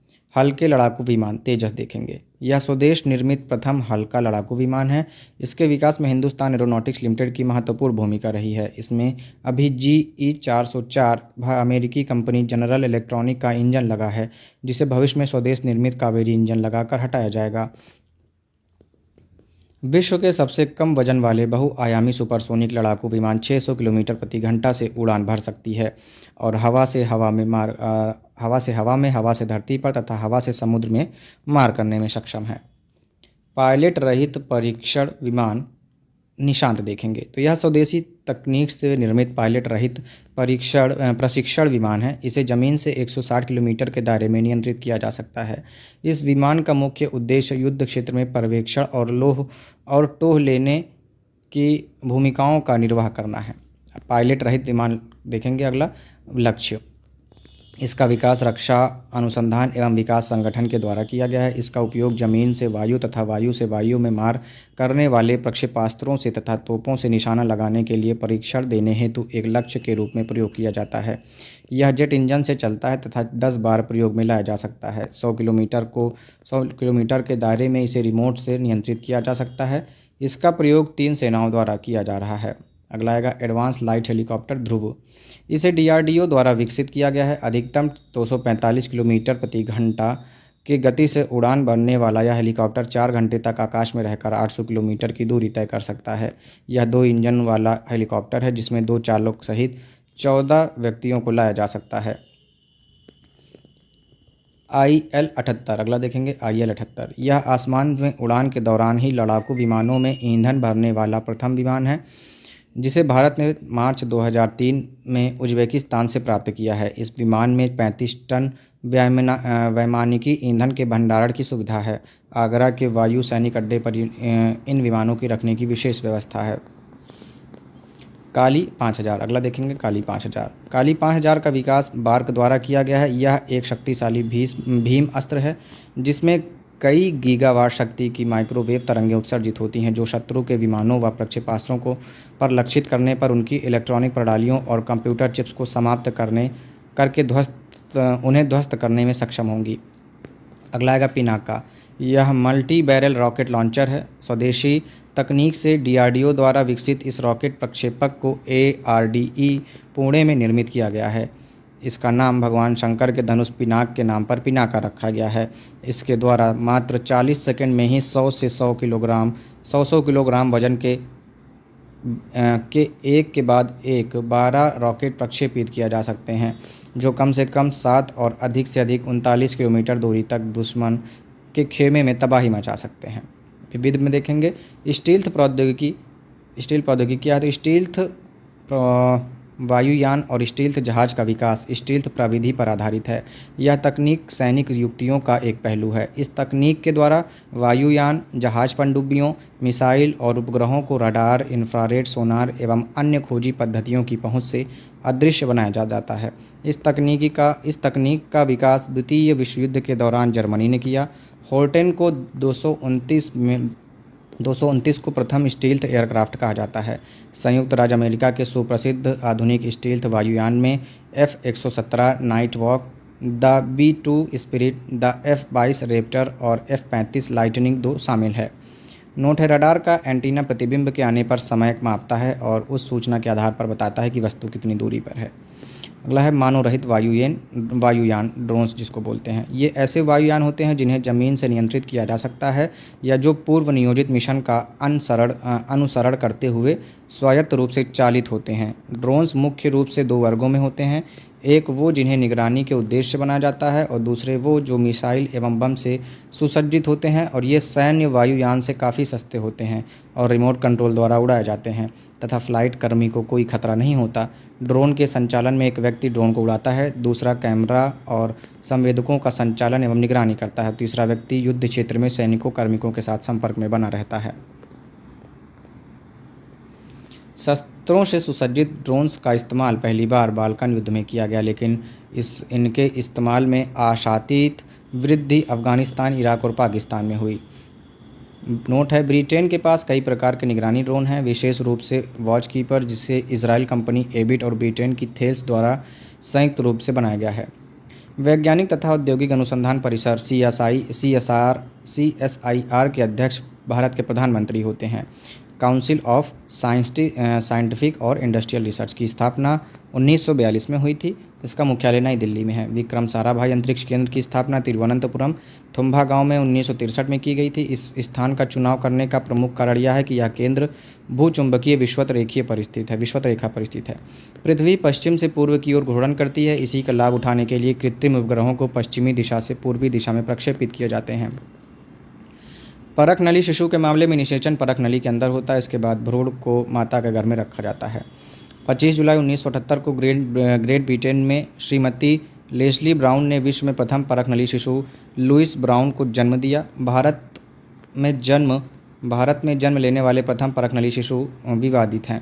डॉक्टर सुभाष मुखोपाध्याय के देखरेख में कानुप्रिया ने प्रथम परख नली बेबी दुर्गा का जन्म 3 अक्टूबर 1978 को किया गया, जिसे उस समय स्वीकृति नहीं मिली। 16 अगस्त 1986 को मुंबई के KEM अस्पताल में इंदिरा हिंदुजा ने के देखरेख में भारत के दूसरे परख नली शिशु हर्षा का जन्म हुआ। मुखोपाध्याय के साथ हुए विवाद के कारण कुछ रिकॉर्ड हर्षा को भारत का प्रथम परख नली शिशु मानता है। इयॉन बिलमुट, जो रोजलिंग इंस्टीट्यूट के वैज्ञानिक थे, उन्होंने 5 जुलाई 1996 को सर्वप्रथम एक वयस्क भेड़ से कोशिका लेकर डॉली नामक क्लोन का निर्माण किया है। 1953 में सर्वप्रथम बाईपास सर्जरी का प्रयोग यूएसए में हुआ था। 3 दिसंबर 1967 को हृदय का प्रथम प्रत्यारोपण दक्षिण अफ्रीका के डॉक्टर क्रिश्चियन बर्नार्ड ने किया था।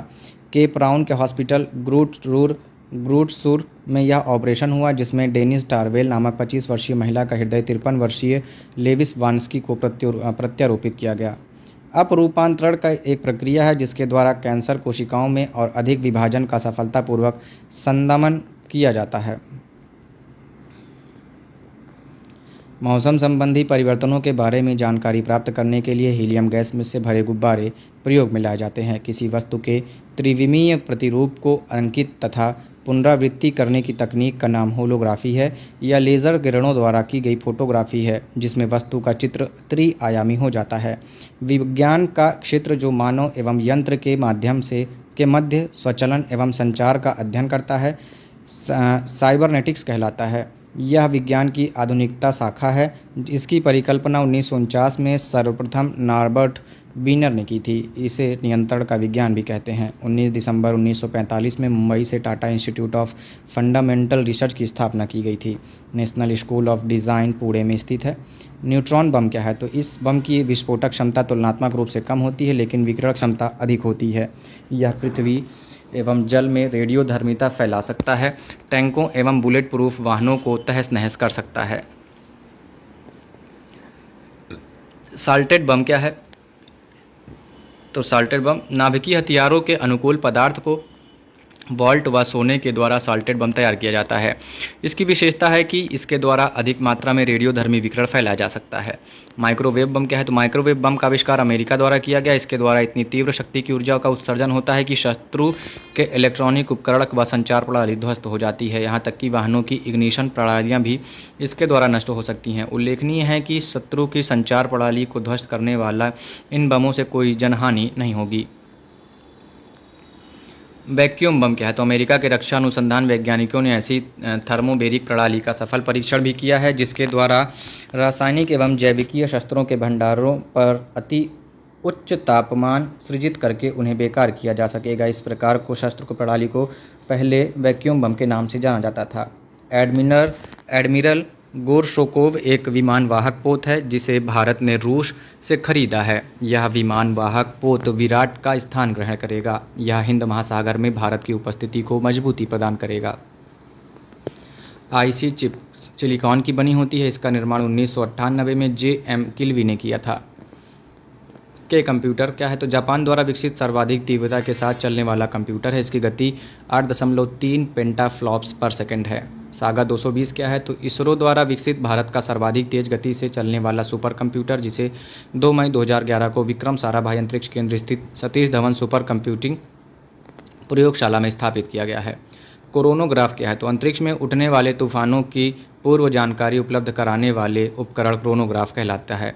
इस उपकरण की सहायता से सूर्य में 9 बड़े तूफानों का पता लगाया गया है जिन्हें कोरोनल मास इंजेक्शन कहा गया है। पॉलीग्राफ क्या है? तो झूठ पकड़ने वाली मशीन को पॉलीग्राफ कहते हैं। यह मशीन शरीर में होने वाली 4 भौतिक गतिविधियों का एक साथ ग्राफिक्स तैयार करता है। यह मशीन इस सिद्धांत पर आधारित है कि मनुष्य के दिमाग में जो कुछ होता है उसका प्रभाव भौतिक गतिविधियों पर अवश्य पड़ता है। फैक्स क्या है? तो इसका पूरा नाम फॉरअवे जेरोक्स है। इससे एक स्थान से दूसरे स्थान पर जेरोक्स कॉपी भेजा जा सकता है। रेवा क्या है? तो भारत की प्रथम बैटरी से चलने वाली कार है। रीएजेंट क्या है? तो यह एक प्रकार का रसायन है जिसका उपयोग दूध में मिलावट का पता लगाने हेतु किया जाता है। इस रसायन की एक बूंद का प्रयोग करके मात्र कुछ सेकंड में यह पता लगा जा सकता है कि दूध प्राकृतिक अथवा सिंथेटिक है। सीडी स्ट्रिप्स क्या होते हैं? तो यह सरसों के तेल में बटर येलो की मिलावट की जांच के लिए विकसित एक तकनीक है। इस तकनीक के तहत मिलावट की जांच हेतु रसायन युक्त एक छोटे कागज पर एक बूंद तेल डालने के बाद यदि वह गुलाबी हो जाए तो तेल में बटर येलो की मिलावट की पुष्टि हो जाती है। सार्स क्या है? तो रहस्यमयी निमोनिया के रूप में चर्चित घातक बीमारी सार्स यानी सीवियर एक्यूट रेस्पिरेटरी सिंड्रोम के विषाणु को पैरामिक्सोवायरस के रूप में चिन्हित किया गया है जो कोरोना वायरस परिवार से संबंधित है। इसके रोगी को निमोनिया जैसे लक्षण दिखाई देते हैं। लगातार खांसी आने पर सांस में तकलीफ बने रहने के कारण रोगी की मृत्यु तक हो जाती है। नेबिरेपिन क्या है, तो वैज्ञानिकों ने एड्स ग्रस्त महिलाओं के गर्भस्थ शिशु को इस जानलेवा बीमारी से सुरक्षित रखने के लिए सस्ती दवा नेबिरेपिन का विकास किया है। इस दवा की मात्र दो खुराकों से ही प्रतिवर्ष लाखों शिशुओं को एड्स बीमारी से बचाया जा सकता है। शिशु को यह दवा 18 माह की आयु तक दी जाती है। अमेरिकी बहुराष्ट्रीय कंपनी मोनोसांटो ने कृषि जगत में विकास के लिए कीट प्रतिरोधी क्षमता वाले कपास का बीज तैयार किया है। उसने बैसिलस थुरिजिएनिसिस यानी बीटी जीवाणुओं को इसके लिए कपास में अंतरित किया है। इस बायोटेक्निकलॉजिकल रिसर्च की मदद से आलू, टमाटर तथा सरसों के कीट प्रतिरोधी बीज तैयार किए गए हैं। हाइब्रिडोमा तकनीक का विकास 1975 ईस्वी में डॉक्टर मिलस्टोन कोल्सलर एवं जर्मे द्वारा किया गया है। इस तकनीक द्वारा एक क्लोनी प्रतिरक्षियों का वाणिज्यिक उत्पादन किया जाता है। टर्मिनेटर बीज जेनेटिक्स इंजीनियरों द्वारा तैयार किया गया ऐसा बीज है जिनके अंकुरण से पौधे तो तैयार होते हैं किंतु उनसे अंकुलक्षण बीज का उत्पादन नहीं होता। इकोमार्क उन भारतीय उत्पादों को दिया जाता है जो पर्यावरण के लिए अनुकूल होते हैं या भारत सरकार के पर्यावरण एवं वन मंत्रालय द्वारा दिया जाता है। टेस्ट ट्यूब बेबी तकनीक के जनक प्रोफेसर सर रॉबर्ट एडवर्ड हैं। 1925 से 2023 तक थे। इन्होंने कैम्ब्रिज विश्वविद्यालय की एक प्रयोगशाला में 1968 ईस्वी में इस तकनीक का आविष्कार किया था। तत्पश्चात 1978 में इनके निरंतर प्रयासों के फलस्वरूप ओल्ड हेड जनरल अस्पताल में लुइस ब्राउन नामक प्रथम टेस्ट ट्यूब बेबी का जन्म संभव हुआ। इसके लिए एडवर्ड्स को 2010 में चिकित्सा के क्षेत्र में नोबेल पुरस्कार से सम्मानित किया गया। डॉक्टरों द्वारा प्रयुक्त होने वाले स्टेथोस्कोप, जिसे आला भी कहते हैं, ध्वनि तरंगों के अध्यारोपण के सिद्धांत पर कार्य करता है। इस यंत्र के माध्यम से डॉक्टर हृदय तथा फेफड़ों के रोगियों की पहचान करते हैं। भारतीय अंतरिक्ष प्रोग्रामों के कार्यान्वयन का सही कालानुक्रम इस प्रकार है। TERLS प्रोग्राम 1974 ईस्वी में, सैटेलाइट इंस्ट्रक्शन टेलीविज़न एक्सपेरिमेंट यानी साइट प्रोग्राम अगस्त 1975 ईस्वी में अमेरिकी उपग्रह ATS-6 की सहायता से संचालित हुआ। सैटेलाइट टेलीकम्युनिकेशन एक्सपेरिमेंट प्रोजेक्ट यानी स्टेप प्रोग्राम का कार्यान्वयन इसरो तथा डाक तार विभाग ने फ्रांस, जर्मनी के सैम्फोनिया उपग्रह के सहयोग से 1977 से 1979 ईस्वी तक किया। एरियन पैसेंजर पेलोड एक्सपेरिमेंट यानी एप्पल भारत का प्रथम भू स्थिर प्रायोगिक संचार उपग्रह था, जिसे 19 जून 1981 ईस्वी को प्रक्षेपित किया गया था। स्टेम सेलों का अनुसंधान बहुत महत्वपूर्ण है क्योंकि स्टेम सेल में एक संपूर्ण भ्रूण के निर्माण की वृहद क्षमता निहित है। इससे विभिन्न रोगों के निजात में सहायता मिलती है। स्टेम कोशिका संबंधी अनुसंधान में मधुमेह, अल्जाइमर रोग, पार्किंसन रोग, ल्यूकेमिया, हेपेटाइटिस, पक्षाघात और हृदय रोग आदि से पीड़ित लोगों के लिए आशा की नई किरण दिखाई देने लगी। ऑप्टिकल फाइबर क्या है? प्रकाशिक तंतु।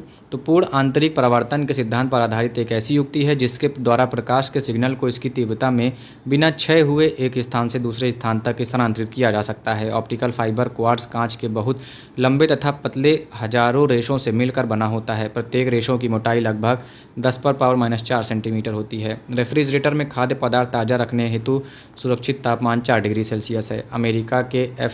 लेबी को रेडियो कार्बन प्रणाली के आविष्कार का श्रेय है, जिसने सर्वप्रथम 1949 ईस्वी में कार्बन पर आधारित तिथियों के निर्धारण की विधि की घोषणा की थी।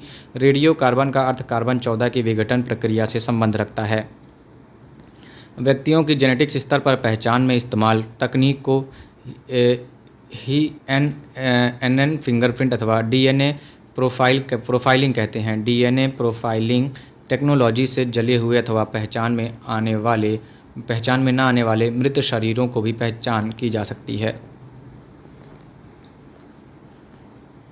DNA प्रोफाइलिंग के लिए मुख्य रूप से जैविकीय नमूने की ज़रूरत पड़ती है। जैविकीय नमूने से खून के धब्बे, जड़ सहित बाल का टुकड़ा, वीर्य, त्वचा कोशिकाएं, मुंह पर रखा कपड़ा, लार, अस्थि मज्जा अथवा किसी ऊतक की कोशिकाएं शामिल की जा सकती हैं। ज्ञातव्य है कि DNA फिंगरप्रिंट का विकास सबसे पहली बार 1984 में ब्रिटिश वैज्ञानिक यालेक जेफरी ने किया था। रडार का प्रयोग रेडियो तरंगों द्वारा वस्तुओं की उपस्थिति और स्थिति ज्ञात करने के लिए किया जाता है। इसके द्वारा यह भी पता लगाया जा सकता है कि वायुयान की गति और दिशा की स्थिति क्या है। विश्व का प्रथम ताप ऊष्मीय विलवणीकरण संयंत्र भारत के लक्षद्वीप की राजधानी कावारती में स्थापित किया गया है। यह प्रतिदिन 1 लाख लीटर अल्वड़ जल का उत्पादन करेगा। कैसिनी नासा द्वारा शनि एवं उसके उपग्रहों के अध्ययन हेतु प्रक्षेपित रोबोटिक अंतरिक्षयान है कैसिनी। अंतर्राष्ट्रीय ताप नाभिकीय प्रायोगिक reactor international thermonuclear experimental reactor संलयन ऊर्जा की संभावनाओं को प्रदर्शित करने हेतु संयुक्त अंतर्राष्ट्रीय अनुसंधान एवं विकास परियोजना है। इस परियोजना में यूरोपीय संघ, जापान एवं चीन, भारत, दक्षिण कोरिया, रूसी संघ एवं संयुक्त राज्य अमेरिका की सहभागिता है। यह परियोजना दक्षिण फ्रांस के कद्रास नगर में है। राष्ट्रीय अंटार्कटिक एवं महासागर अनुसंधान संस्थान गोवा ने हिमालय में काफ़ी ऊंचाई पर एक अनुसंधान केंद्र ध्रुवीय एवं क्रायोस्फीयर रिसर्च यानी पेसर स्थापित किया है, जिसे हिमांश कहा जाता है। यह 13,500 फीट यानी 4,000 मीटर से अधिक से ऊपर स्पीति, हिमाचल प्रदेश के एक सुदूर स्थान पर स्थित है। भारत का भादला सोलर पार्क विश्व का सबसे बड़ा सोलर पावर पार्क है। सौर पार्क निर्माण जुलाई 2015 में शुरू किया गया था। तेलंगाना में पेद्दापल्ली जिले के रामागुंडम एनटीपीसी द्वारा भारत का सबसे बड़ा 100 मेगावाट संयंत्र विकसित किया जा रहा है। हरियाणा के ग्वाल पहाड़ी में भारत एवं फ्रांस के सहयोग से सौर ऊर्जा अनुसंधान केंद्र की स्थापना की गई है तथा राजस्थान के जोधपुर जिले में एक सौर ताप ऊर्जा केंद्र की स्थापना की गई है। अक्षय ऊर्जा के इस्तेमाल को बढ़ावा देने की ओर कदम बढ़ाते हुए दीव मार्च 2018 के प्रारंभ में सौर ऊर्जा से 100% चलने वाला देश का पहला केंद्र शासित प्रदेश बना। गौरतलब है कि दीव का क्षेत्रफल लगभग 40 वर्ग किलोमीटर है। जमीन की कमी के बावजूद लगभग 50 एकड़ से भी ज़्यादा जमीन पर सोलर पावर प्लांट्स लगाए गए हैं। कुछ प्रमुख आधुनिक आविष्कार और आविष्कारक देखेंगे। एलईडी का आविष्कार निक होलो न्यायक ने किया था। मशीन गन का आविष्कार जेम्स पकल ने किया था। मोबाइल फ़ोन का आविष्कार मार्टिन कूपर ने किया था। जेट इंजन का आविष्कार फ्रैंक विटले ने किया था। लेज़र का आविष्कार टीएच मेमन ने किया था। परमाणु बम का आविष्कार जे रॉबर्ट ओपेनहियर ने किया था। प्रक्षेपास्त्र का आविष्कार वार्नर वॉन ब्रॉन ने किया था। हाइड्रोजन बम का आविष्कार एडवर्ड टेलर ने किया था। न्यूट्रॉन बम का आविष्कार सैमुअल टी कोहेन ने किया था। इलेक्ट्रॉनिक कंप्यूटर का आविष्कार एकर्ट एवं मॉसली ने किया था। सुपर कंडक्टर का आविष्कार एच कैमरलिंग ने किया था। टेलीविज़न का आविष्कार जे एल बेयर्ड ने किया था। आधुनिक रडार का आविष्कार टेलर एवं यंग ने किया था। गैस इंजन का आविष्कार डैमलर ने किया था। डीजल इंजन का आविष्कार रूडोल्फ ने किया था।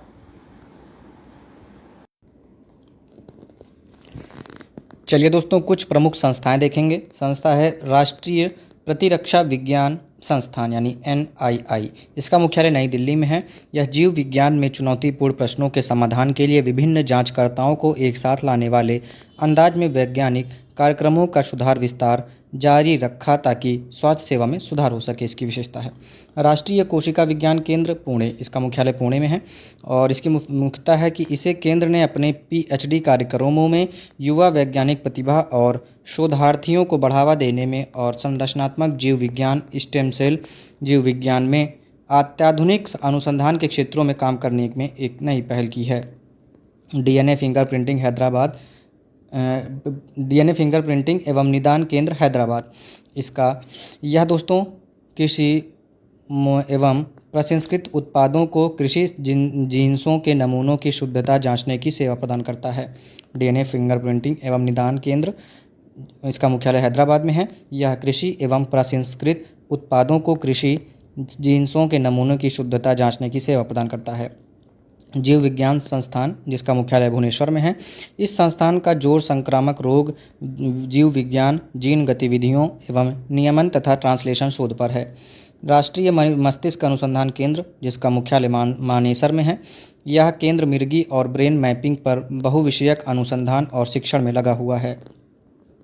राजीव गांधी जैव प्रौद्योगिकी केंद्र, जिसका मुख्यालय तिरुवनंतपुरम में है। यह केंद्र गंभीर रोगों के जीव विज्ञान, तीव्र रोगों के जीव विज्ञान तथा रोग जैव प्रौद्योगिकी के संबंध में अनुसंधान कार्यक्रमों पर काम कर रहा है। जैव संसाधन एवं सतत विकास संस्थान इम्फाल, इसका मुख्यालय इम्फाल में है। यह संस्थान पूर्वोत्तर क्षेत्र के सामाजिक आर्थिक विकास के लिए जैव संसाधनों के संरक्षण एवं सतत उपयोग में लगा हुआ है। अगला है राष्ट्रीय जैव चिकित्सा जीनोमिक्स संस्थान, जिसका मुख्यालय कल्याणी में है।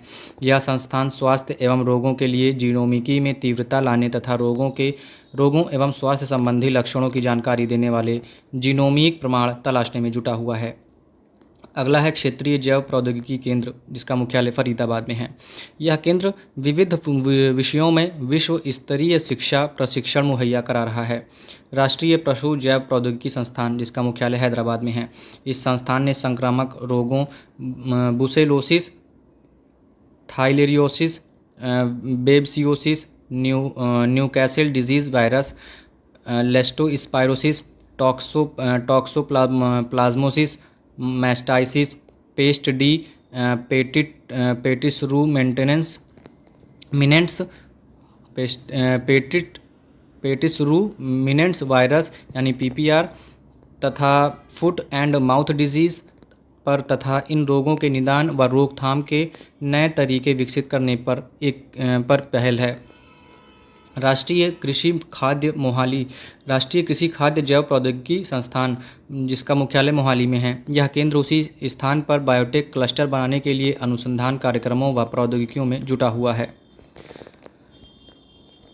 चलिए दोस्तों, यहाँ से हम लोग देखेंगे कंप्यूटर। कंप्यूटर शब्द की उत्पत्ति अंग्रेजी भाषा के कंप्यूट शब्द से हुई है, जिसका अर्थ है गणना। आज जीवन के प्रत्येक क्षेत्र में कंप्यूटर का समावेश है। बृहद पैमाने पर गणना करने वाले इलेक्ट्रॉनिक संयंत्र को असंगणक अथवा कंप्यूटर कहते हैं। अर्थात कंप्यूटर वह युक्ति है जिसके द्वारा स्वचालित रूप से विविध प्रकार के आंकड़ों को संसाधित व संचयित किया जाता है। कंप्यूटर का विकास देखेंगे तो 1642 ईस्वी में ब्लेज पास्कल ने विश्व का पहला यांत्रिक कैलकुलेटर बनाया। इसे पास्कलिन कहा जाता है। 1833 ईस्वी में अंग्रेज वैज्ञानिक चार्ल्स बेबेज ने स्वचालित कैलकुलेटर अर्थात कंप्यूटर की पहली परिकल्पना की। 40 वर्ष के अथक परिश्रम के बावजूद वे इसे बना न सके। उन्हें आधुनिक कंप्यूटर का जन्मदाता कहते हैं। सर्वप्रथम कंप्यूटर प्रोग्राम तैयार करने का श्रेय उनकी शिष्या एडा ऑगस्टा लवलेस को जाता है। उन्होंने अपने नाम पर कंप्यूटर प्रोग्राम का नाम रखा एडा। 1880 में हरमन होलोरिथ ने बेबेज की परिकल्पना को साकार किया। उन्होंने एक इलेक्ट्रॉनिक टेबुलेटिंग मशीन बनाई जो पंच कार्ड की मदद से सारा कार्य स्वचालित रूप से करती थी। हरमन होलोरिथ द्वारा पंच कार्ड के आविष्कार ने कंप्यूटर के विकास में महती योगदान दिया था। यही पंच कार्ड आज भी कंप्यूटर में प्रयोग किया जाता है। 1937 ईस्वी में होवार्ड एकिन ने पहला यांत्रिक कंप्यूटर मार्क 1 बनाया। द्वितीय विश्व युद्ध के दौरान 1939 से 45 में कंप्यूटर विज्ञान के क्षेत्र में तेजी से विकास हुआ। द्वितीय विश्व युद्ध के उपरांत आधुनिक कंप्यूटर के सभी प्रमुख सिद्धांतों का विकास हुआ। गणना मशीन के क्षेत्र में प्रथम क्रांति 1946 में तब आई जब जेपी एकर्ट एवं जॉन मॉसली ने विश्व के पहले इलेक्ट्रॉनिक कंप्यूटर ENIAC 1 यानी electronic numerical integrator and calculator का आविष्कार किया। इसमें स्विच के रूप में इलेक्ट्रॉनिक वॉल्व या वैक्यूम ट्यूब का उपयोग किया गया था। कंप्यूटर के विकास में सर्वाधिक योगदान जॉन वॉन न्यूमैन का है। जॉन वॉन न्यूमैन ने 1951 में कंप्यूटर क्रांति को सही दिशा दी है। उन्होंने EDVAC यानी electronic discrete variable automatic computer का आविष्कार किया। इसमें उन्होंने संचयित प्रोग्राम यानी स्टोर्ड प्रोग्राम का इस्तेमाल किया। कंप्यूटर के कार्य के लिए द्विआधारी पद्धति के प्रयोग का श्रेय भी उन्हीं को जाता है। कंप्यूटर तकनीक की पीढ़ियाँ देखेंगे। कंप्यूटर का विकास 5 विभिन्न चरणों में हुआ, जिसके आधार पर कंप्यूटर तकनीक को 5 पीढ़ियों में विभाजित किया गया है। इन 5 पीढ़ियों के कंप्यूटर में अंतर उनके स्विचन अवयव के आधार पर किया जाता है। प्रथम पीढ़ी का कंप्यूटर का काल था 1940 से 52। इसका मुख्य इलेक्ट्रॉनिक घटक था इलेक्ट्रॉनिक ट्यूब। मुख्य कंप्यूटर इसमें हैं EDSAC यानी EDSAC, EDVAC और UNIVAC। द्वितीय पीढ़ी के कंप्यूटर का काल था 1952 से 1964। इसका मुख्य इलेक्ट्रॉनिक घटक था ट्रांजिस्टर। इसमें मुख्य कंप्यूटर जो आए थे वो थे IBM 700, IBM 1401, IBM 1620, CDC 1604, CDC 3600 और एटलस और ICL 1901। तीसरी पीढ़ी के कंप्यूटर का काल था 1964 से 71। मुख्य इलेक्ट्रॉनिक घटक इसमें है इंटीग्रेटेड सर्किट यानी IC चिप। इसमें दोस्तों मुख्य कंप्यूटर थे IBM 360, IBM 370, NCR 395, CDC 1700 और ICL 2903। चतुर्थ पीढ़ी के कंप्यूटर का काल था 1971 से अब तक का। यह मुख्य इलेक्ट्रॉनिक इसमें घटक है दोस्तों बृहद एकीकृत सर्किट यानी LSI। इसके मुख्य कंप्यूटर हैं एप्पल और DCM। पांचवी पीढ़ी के कंप्यूटर का काल है जिसका अनुसंधान जारी है और मुख्य इलेक्ट्रॉनिक इसमें घटक है ऑप्टिकल फाइबर। कंप्यूटर के प्रकार देखेंगे। कंप्यूटर को उनके आकार एवं कार्य पद्धति के आधार पर वर्गीकृत किया जाता है। पहला है आकार पर आधारित वर्गीकरण।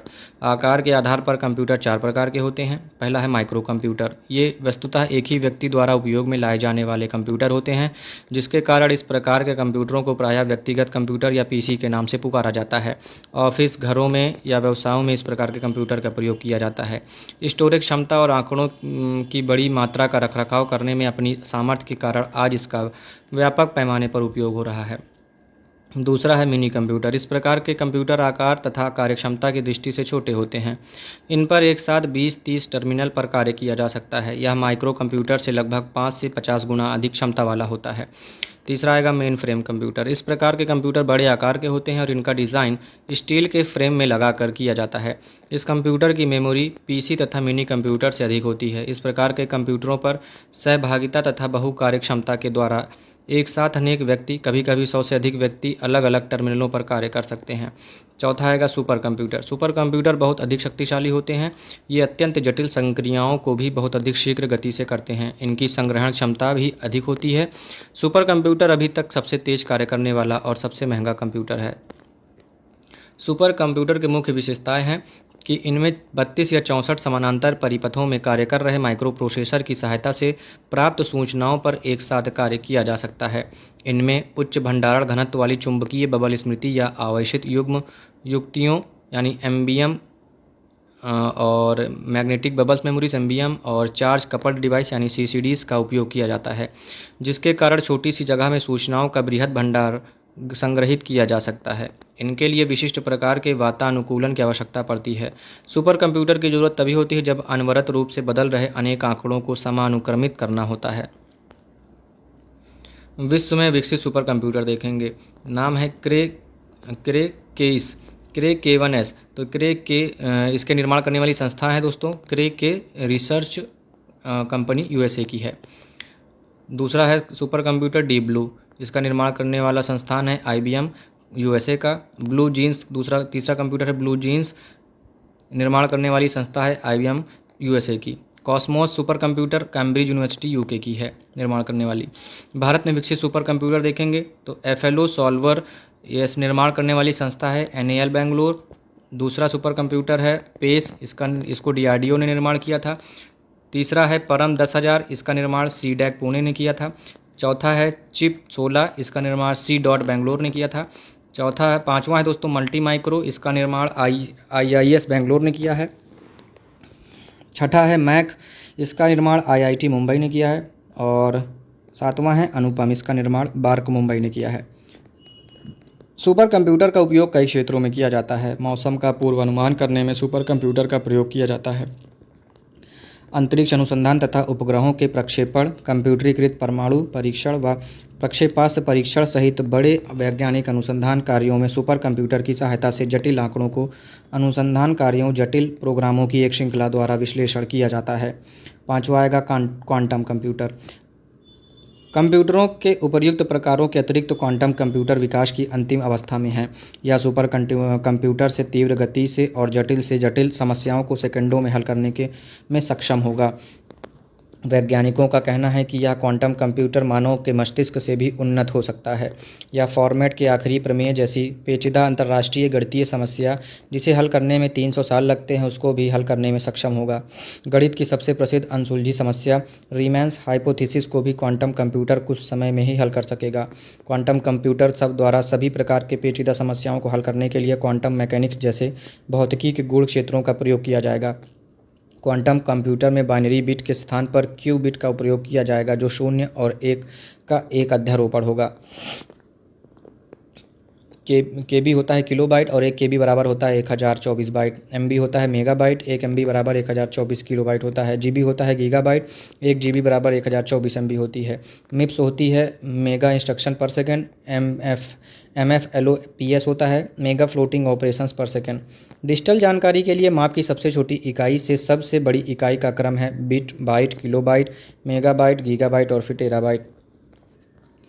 दूसरा देखेंगे कार्य पद्धति के आधार पर कंप्यूटर का वर्गीकरण। कार्य पद्धति के अनुसार कंप्यूटर के 5 प्रकार होते हैं। ये है अंकीय कंप्यूटर, जिसमें पहला आएगा अंकीय कंप्यूटर।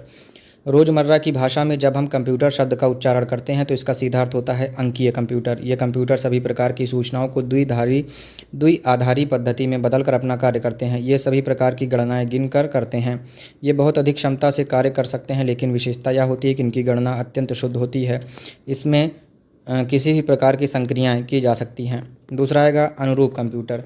एनालॉग एक ग्रीक शब्द है जिसका अर्थ है दो राशियों में अनुरूपता खोजना।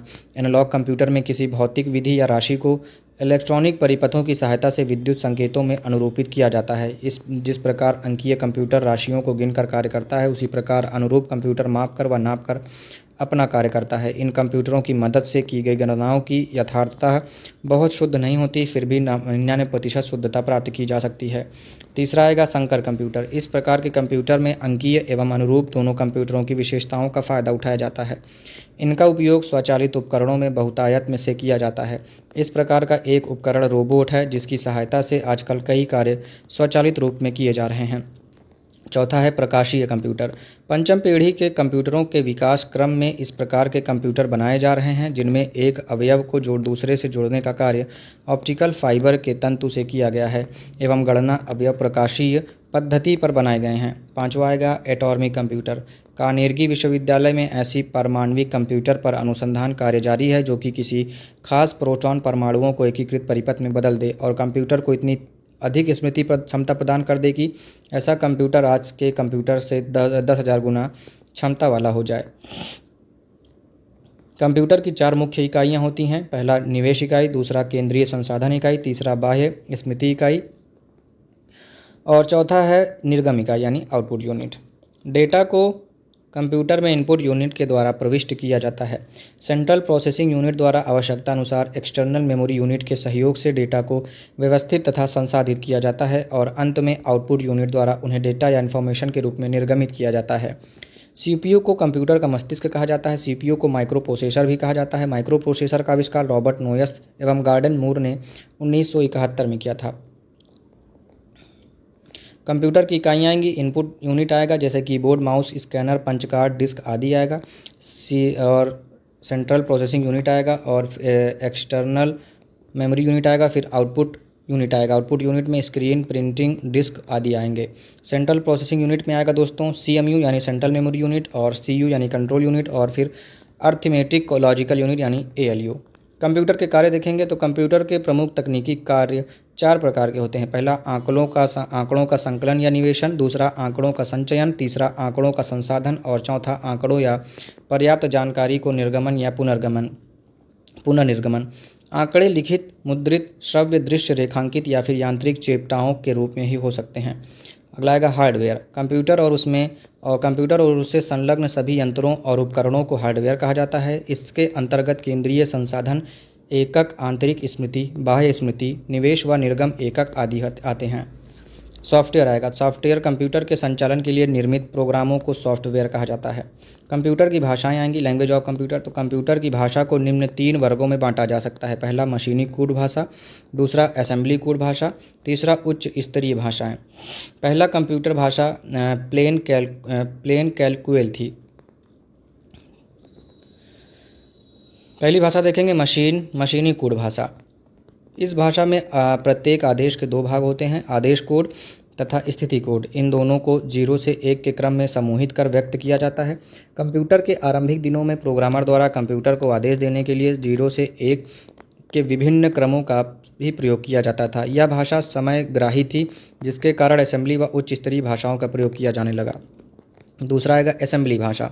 इस भाषा में याद रखे जाने लायक कोड का प्रयोग किया गया, जिसे निमोनिक कोड कहा गया, जिसे एडिशन के लिए ऐड, सब्ट्रैक्शन के लिए सब, जंप के लिए जेएमपी लिखा गया। परंतु इस भाषा का प्रयोग एक निश्चित संरचना वाले कंप्यूटर तक ही सीमित था, अतः इन भाषाओं को निम्न स्तरीय भाषा कहा गया। तीसरा आएगा उच्च स्तरीय भाषाएं। उच्च स्तरीय भाषाओं के विकास का श्रेय आईबीएम कंपनी को जाता है। फोर्ट्रॉन नामक पहली उच्च स्तरीय भाषा का विकास इसी कंपनी के प्रयास से हुआ। इसके बाद सैकड़ों उच्च स्तरीय भाषाओं का विकास हुआ। ये भाषाएं मनुष्य के बोलचाल और लिखने में प्रयुक्त होने वाली भाषाओं के काफ़ी करीब हैं। कुछ उच्च स्तरीय भाषाएं निम्न हैं। पहला देखेंगे फोर्ट्रॉन। कंप्यूटर की इस भाषा का विकास आईबीएम के सौजन्य से जे.डब्ल्यू. वेकस ने 1957 में किया था। इस भाषा का विकास गणितीय सूत्रों को आसानी से और कम समय में हल करने के लिए किया गया था। दूसरा आएगा कोबोल। कोबोल वास्तव में कॉमन बिजनेस ओरिएंटेड लैंग्वेज का संक्षिप्त रूप है। इस भाषा का विकास व्यावसायिक हितों के लिए किया गया। इस भाषा की संक्रिया के लिए लिखे गए वाक्यों के समूह को पैराग्राफ कहते हैं।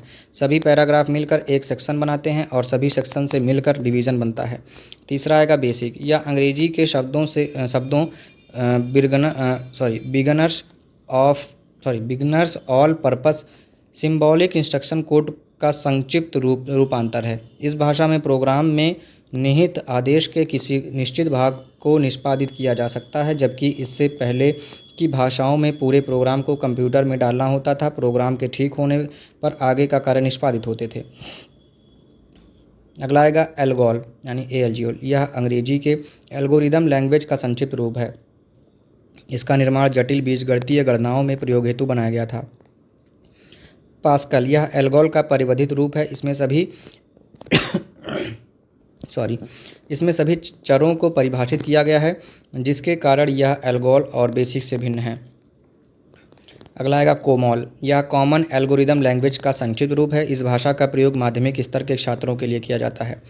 अगला आएगा लोगो। इस भाषा का प्रयोग छोटी उम्र के बच्चों को ग्राफिक रेखानुकृतियों की शिक्षा देने के लिए किया जाता है।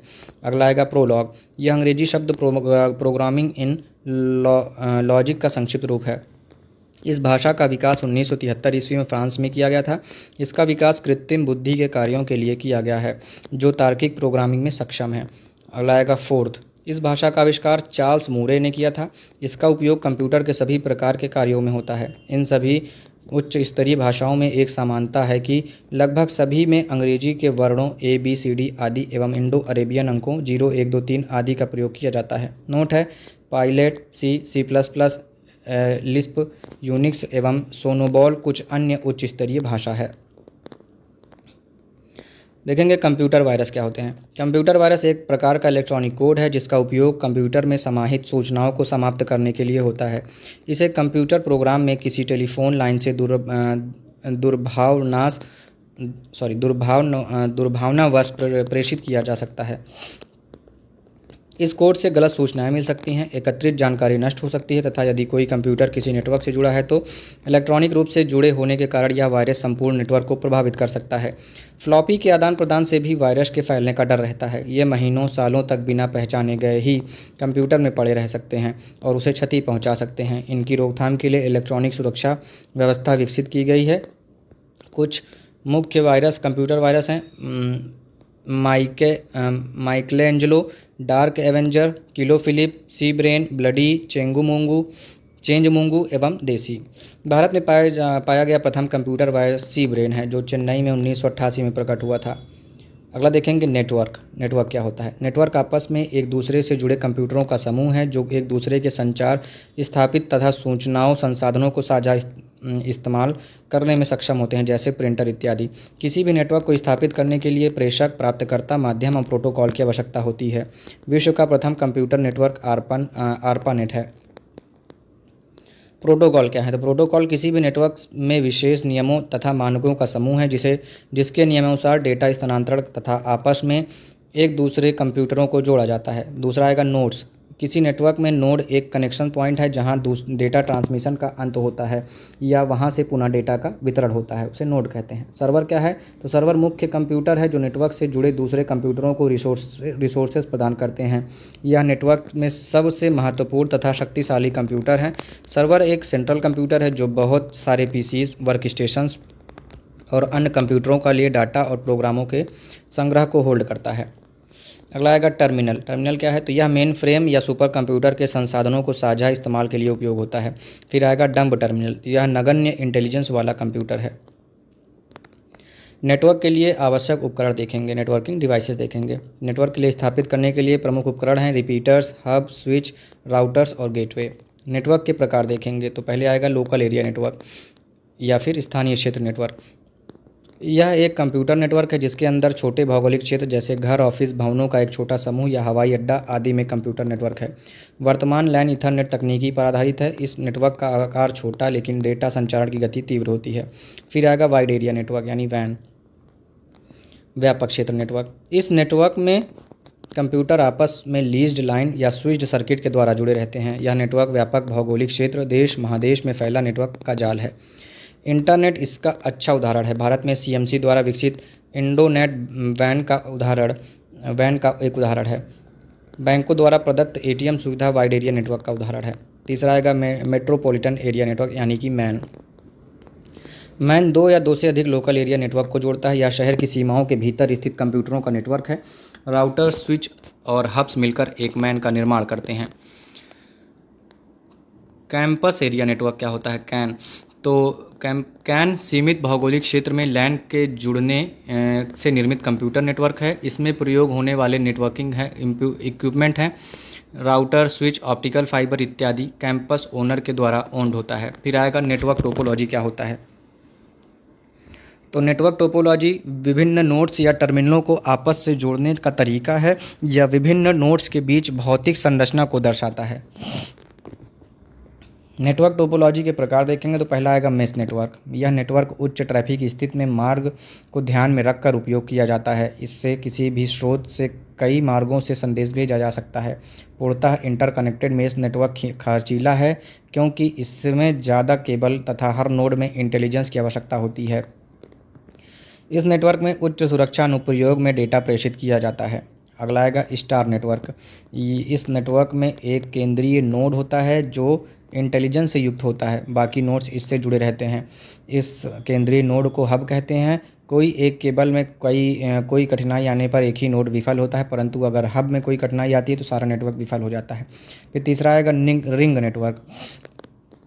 इस नेटवर्क में सभी नोड्स में समान रूप से इंटेलिजेंस होता है। डेटा का प्रवाह हमेशा एक ही दिशा में होता है, परंतु किसी भी एक केबल या नोड में कठिनाई आने पर दूसरे दिशा में संचार संभव है। चौथा आएगा दोस्तों बस नेटवर्क। इस नेटवर्क में सभी नोड्स एक ही केबल से जुड़े रहते हैं। कोई भी नोड किसी दूसरे नोड को डेटा प्रेषित करना चाहता है तो उसे देखना होता है कि बस में कोई डेटा प्रवाहित तो नहीं हो रहा है। बस खाली रहने पर नोड डेटा प्रेषित कर सकता है। डेटा प्राप्त करने के लिए हर नोड के पास इतनी इंटेलिजेंस होनी चाहिए कि वह बस से अपने पता ज्ञात कर डेटा प्राप्त कर सके। इसमें कम केबल की आवश्यकता होती है तथा कोई नया नोड जोड़ना आसान होता है, परंतु प्रमुख ट्रांसमिशन लाइन में कठिनाई आने पर सारा नेटवर्क विफल हो जाता है। चलिए मॉड्यूलेशन क्या होता है देखेंगे। तो यह किसी जानकारी को लंबी दूरी तक सिग्नल के रूप में भेजने के लिए उपयोग होता है। मॉड्यूलेशन डिजिटल सिग्नल को एनालॉग रूप में बदलने की प्रक्रिया है। यह मॉडेम के द्वारा संभव होता है। मॉडेम एक विद्युत यंत्र है जो डिजिटल सिग्नल को एनालॉग सिग्नल में बदलकर भेजता है तथा एनालॉग सिग्नल को डिजिटल सिग्नल में बदलकर भेजता है। मॉड्यूलेशन तीन प्रकार के होते हैं। पहला आयाम मॉड्यूलेशन। इस प्रक्रिया में वाहक सिग्नल का आयाम सूचना युक्त डिजिटल सिग्नल के अनुरूप बदला जाता है। दूसरा है आवृत्ति मॉड्यूलेशन। इस प्रक्रिया में वाहक सिग्नल की आवृत्ति को सूचना युक्त डिजिटल सिग्नल के अनुरूप बदला जाता है। तीसरा आएगा चरण मॉड्यूलेशन। इस प्रक्रिया में वाहक सिग्नल के फेज को डिजिटल सिग्नल के अनुरूप बदला जाता है। डेटा ट्रांसमिशन सेवा क्या है? तो डेटा को एक स्थान से दूसरे स्थान भेजने के लिए जिस सेवा का उपयोग होता है उसे डेटा ट्रांसमिशन सेवा कहते हैं। इस सेवा को देने वाले को डेटा ट्रांसमिशन सेवा प्रदाता कहते हैं, जैसे VSNL, BSNL और MTNL। डेटा ट्रांसमिशन सेवा निम्नलिखित है। Dial up line. तो dial up line telephone connection से संबंधित है जो एक सिस्टम में बहुत सारे लाइनों तथा यूजरों से जुड़ा होता है। इसका उपयोग टेलीफोन की तरह नंबर डायल कर संचार स्थापित करने में किया जाता है। इसे कभी कभी स्विच्ड लाइन भी कहा जाता है। यह पहले से विद्यमान टेलीफोन सेवा का उपयोग करता है। ब्रॉडबैंड तकनीक भी डायल अप कनेक्शन के द्वारा ही उपयोग होता है। डिजिटल सब्सक्राइबर लाइन DSL क्या है? तो यह एक हाई स्पीड इंटरनेट सेवा है जो केबल के माध्यम से ऑनलाइन सुविधा प्रदान करता है। यह डायल अप सेवा की तरह ही कॉपर टेलीफोन लाइन का प्रयोग करता है, परंतु यह डायल अप सेवा से काफ़ी तेज स्पीड प्रदान करता है। DSL सेवा के लिए DSL मॉडेम की आवश्यकता होती है जो टेलीफोन लाइन तथा कंप्यूटर को जोड़ती है। तीसरा आएगा लीज्ड लाइन। लीज्ड लाइन आवाज़ और डेटा दूरसंचार सेवा के लिए दो स्थानों को जोड़ती है। यह एक सिर्फ समर्पित लाइन नहीं है, बल्कि यह वास्तव में दो बिंदु के बीच आरक्षित सर्किट है। यह कम या ज़्यादा दोनों दूरी में संभव है। इसे समर्पित लाइन भी कहते हैं। इसका सबसे अधिक उपयोग उद्योगों द्वारा शाखा कार्यालयों को जोड़ने के लिए किया जाता है, क्योंकि यह नेटवर्क ट्रैफिक के लिए बैंडविड्थ की गारंटी देता है। अगला आएगा एकीकृत सेवा डिजिटल नेटवर्क यानी ISDN। एकीकृत सेवा digital network circuit switched telephone network के माध्यम से आवाज़, डेटा और छवि का स्थानांतरण है। इस सेवा के अंतर्गत आवाज़, डेटा या छवि डिजिटल रूप में भेजा जाता है, अतः शोर से बिल्कुल मुक्त रहता है। इस लाइन में कई उपकरणों को संलग्न किया जा सकता है और ज़रूरत के अनुरूप इस्तेमाल किया जा सकता है। अर्थात ISDN लाइन लोगों की पूरी संचार व्यवस्था की देखभाल कर सकता है। इस सेवा में मॉडेम की आवश्यकता नहीं होती क्योंकि डेटा का आदान प्रदान डिजिटल रूप में होता है। अगला आएगा नेटवर्क इंटरफेस कार्ड यानी NIC क्या होता है। तो यह एक हार्डवेयर डिवाइस है जो कंप्यूटर को नेटवर्क में संचार स्थापित करने में सक्षम बनाता है। नेटवर्क के अंतर्गत कंप्यूटर एक निश्चित प्रोटोकॉल के तहत डेटा पैकेज को आपस में आदान प्रदान करते हैं। वायरलेस तकनीक क्या है? वायरलेस तकनीक तो वायरलेस तकनीक जैसा कि नाम से ही ज्ञात है, बिना तारों का तकनीक है, अर्थात इसके द्वारा डेटा का परिवहन बिना तारों या केबल के होता है। इस तकनीक के प्रयोग से केबल के खर्च भी बचत भी होती है और इस तकनीक में केबल के स्थान पर इलेक्ट्रोमैग्नेटिक तरंगों, माइक्रोवेव, इंफ्रारेड तरंगों आदि के द्वारा डेटा का परिवहन होता है। वायरलेस तकनीक के अनुप्रयोग निम्नलिखित हैं: television remote control, cellular phone, wifi आदि। वाईमैक्स क्या है? तो world wide interoperability for microwave access होता है वाईमैक्स। यह एक डिजिटल वायरलेस संचार प्रणाली है। यह तकनीक बिना केबल के 75 Mbps ब्रॉडबैंड स्पीड प्रदान करता है। वायरलेस लोकल लूप क्या है? WLL तो यह एक वायरलेस संचार प्रणाली है जिसमें उपभोक्ता नेटवर्क से रेडियो आवृत्ति के प्रयोग से जुड़ते हैं। यह बेहतर आवाज़ तथा उच्च गति डेटा क्षमता प्रदान करता है। जिस स्थान पर लैंडलाइन टेलीफोन कनेक्शन का प्रावधान संभव नहीं है, वहाँ वायरलेस लोकल लूप तकनीक प्रभावी सेवा है। यह CDMA पर आधारित है। आजकल यह नेटवर्क के लिए लोकप्रिय साधन है। अगला आएगा इंटरनेट। भारत में इंटरनेट सेवा का आरंभ 15 अगस्त 1995 में विदेश संचार निगम लिमिटेड यानी BSNL द्वारा लोकप्रिय हुआ था। भारत में लोकप्रिय BSNL यानी विदेश संचार निगम लिमिटेड, BSNL भारत संचार निगम लिमिटेड, MTNL महानगर टेलीफोन निगम लिमिटेड, मंत्रा ऑनलाइन तथा सत्यम ऑनलाइन इत्यादि हैं। इन कंपनियों का भारत में अनेक शहरों में DNS यानी डोमेन नेम सर्वर है, डोमेन नेम सिस्टम सर्वर है। DNS सर्वर एक कंप्यूटर है जो दूसरे कंप्यूटर के डोमेन नाम को IP यानी इंटरनेट प्रोटोकॉल एड्रेस में अनुवाद करता है। वर्तमान समय में BSNL द्वारा 2 माध्यमों से इंटरनेट की सेवा उपलब्ध कराई जाती है। पहला है PSTN यानी पब्लिक स्विच्ड टेलीफोन नेटवर्क, दूसरा है ISDN यानी integrated services digital network. Internet के आवश्यक घटक क्या हैं? तो इंटरनेट का उपयोग करने के लिए निम्न उपकरण होने चाहिए: पर्सनल कंप्यूटर, मॉडेम, संचार माध्यम, इंटरनेट सॉफ्टवेयर या वेब ब्राउज़र और इंटरनेट सर्विस प्रोवाइडर। मॉडेम क्या है? तो जब इंटरनेट को टेलीफोन लाइन के माध्यम से कनेक्ट करते हैं तो मॉडेम की आवश्यकता होती है। यह कंप्यूटर में चल रहे internet browser, internet service provider के बीच आवश्यक लिंक है। टेलीफोन लाइन पर एनालॉग सिग्नल भेजा जा सकता है जबकि कंप्यूटर डिजिटल सिग्नल देता है, अतः इन दोनों के बीच सामंजस्य स्थापित करने के लिए मॉडेम की आवश्यकता होती है, जो डिजिटल सिग्नल को एनालॉग में तथा एनालॉग को डिजिटल सिग्नल में रूपांतरित करता है। यह मॉड्यूलेटर डिमॉड्यूलेटर का संक्षिप्त रूप है। मॉडेम के दोनों ओर कंप्यूटर और टेलीफोन लाइन जुड़ा होना आवश्यक है। मॉडेम के स्पीड को BPS यानी बिट्स पर सेकंड में मापते हैं। उपलब्ध स्पीड 9600 BPS, 28800 BPS, 33600 BPS है। इंटरनेट से जुड़ने की स्पीड टेलीफोन सर्विस पर भी निर्भर करती है। आजकल टेलीफोन सेवा जो ISDN उपयोग करती है 128 kbps या इससे उच्च गति पर मॉडेम को इंटरनेट से जोड़ने में सक्षम होता है। अतः मॉडेम ऐसी डिवाइस है जो डेटा को पल्स में परिवर्तित करता है तथा उन्हें टेलीफोन लाइन पर संप्रेषित करता है। इंटरनेट सॉफ्टवेयर या वेब ब्राउज़र क्या है? तो वेब एक विशाल पुस्तक की तरह है या वेब ब्राउज़र एक सॉफ्टवेयर है जो कंप्यूटर को इंटरनेट से जोड़ता है। कुछ प्रमुख वेब ब्राउज़र निम्न हैं: Netscape, navigator, Microsoft internet explorer, Mozilla Firefox, Safari, Chrome, NCSA, Mosaic, Opera आदि। इन सॉफ्टवेयर का उपयोग कर हम लोग इंटरनेट से जुड़ने में सक्षम होते हैं तथा वेब से आसानी अपनी पसंद की जानकारियों को प्राप्त कर सकते हैं। वेब ब्राउज़र का उपयोग हम लोग किसी विशेष पेज या लोकेशन का पता उस लोकेशन पर उसके पता टाइप कर जा सकते हैं। इस पता को URL कहते हैं यानी यूनिफॉर्म रिसोर्स लोकेटर कहते हैं। URL में प्रयुक्त हो रहे टूल्स और इंटरनेट पता जहां जानकारी मिल सकती है दोनों रहता है। जैसे URL होता है www.manipalgroup.com में टूल्स तथा HTTP है इंटरनेट पता है दोस्तों www.manipalgroup.com है। वेब ब्राउज़र के प्रयोग से वेबसाइट ब्राउज करना। सर्वप्रथम वेब ब्राउज़र खोलते ही यदि हम लोग इंटरनेट एक्सप्लोरर प्रयोग करते हैं तो start programme internet explorer select करते हैं। जब वेब ब्राउज़र खुल जाता है तब हम स्वतः होम पेज से शुरू करते हैं। अधिकांश वेबसाइट में मेन पेज होम पेज होता है, जो विशेष वेबसाइट पेजों के डोरवे का काम करता है। होम पेज भी हम अपनी इच्छा अनुसार चुन सकते हैं या खाली रख सकते हैं। अब हम लोग जिस वेबसाइट का निरीक्षण करना चाहते हैं उसका यूआरएल टाइप कर खोल सकते हैं। फलस्वरूप उस साइट पर उपलब्ध सारी सेवाएं उपलब्ध हो जाती हैं। इसके पीछे पेज पर जाने को बैक कहते हैं, आगे पेज जाने को फॉरवर्ड कहते हैं।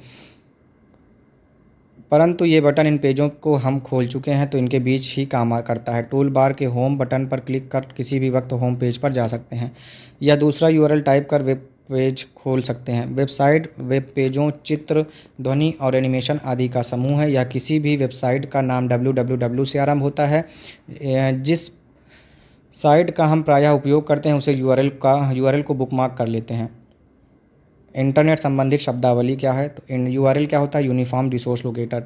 यह इंटरनेट पर किसी भी संसाधन का पता देने के लिए स्टैंडर्ड तरीका है। या इंटरनेट पर उपलब्ध सूचनाओं का पता बताता है तथा उस सूचना के प्रोटोकॉल एवं डोमेन का दर्शाता है। जैसे http://www.yahoo.com पर HTTP hyper text transfer protocol है, जिसका उपयोग कर वर्ल्ड वाइड वेब पर yahoo.com नामक वेबसाइट पर जा सकते हैं। भारतीय जनता पार्टी भारत की पहली राजनीतिक पार्टी है जिसने इंटरनेट पर अपना वेबसाइट बनाया है तथा भारत में सिक्किम राज्य ने सर्वप्रथम इंटरनेट पर टेलीफोन डायरेक्टरी उपलब्ध कराई है।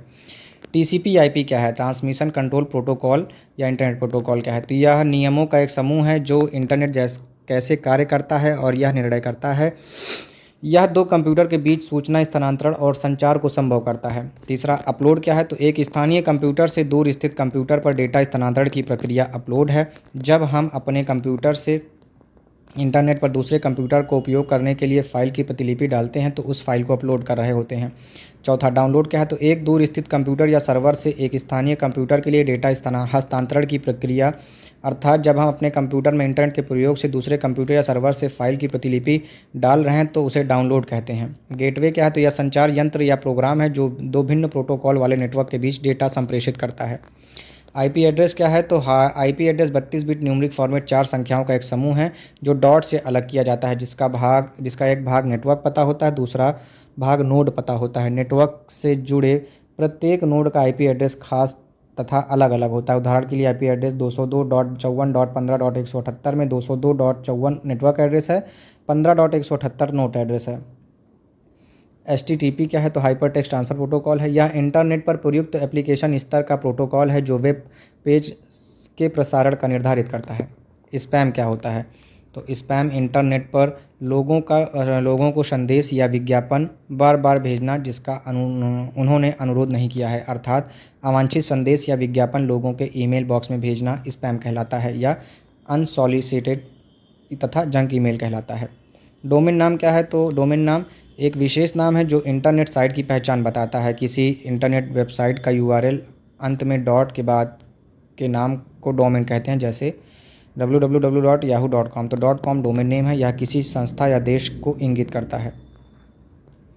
फ्लैश क्या होता है? तो यह छोटे छोटे एप्लीकेशन प्रोग्राम हैं जो वेब पेज पर चलते हैं तथा सुनिश्चित करते हैं कि फॉर्म ठीक से पूरा हो गया है एवं एनिमेशन प्रदान करते हैं, फ्लैश कहलाते हैं। सर्फिंग क्या है? तो इंटरनेट के द्वारा अपने पसंद व आवश्यक के अनुरूप साइट को ढूंढना तथा एक्सप्लोर करना सर्फिंग कहलाता है। इसके द्वारा इंटरनेट से आवश्यकता अनुसार लगभग हर सूचना प्राप्त कर सकते हैं। पासवर्ड क्या है? तो यह एक गोपनीय कोड है जो कुछ प्रोग्रामों या दूसरे ईमेल में प्रविष्ट प्रतिबंधित करता है। इसके प्रयोग से हम कुछ प्रोग्राम डेटा या ईमेल को सुरक्षा प्रदान करते हैं। यह अल्फ़ा न्यूमेरिक या चिन्हों या अंकों एवं शब्दों का संयोजन हो सकता है। तो दोस्तों यहीं पर समाप्त होते हैं आपकी लूसेंट की बुक से विज्ञान एवं प्रौद्योगिकी तथा कंप्यूटर के सारे महत्वपूर्ण टॉपिक्स।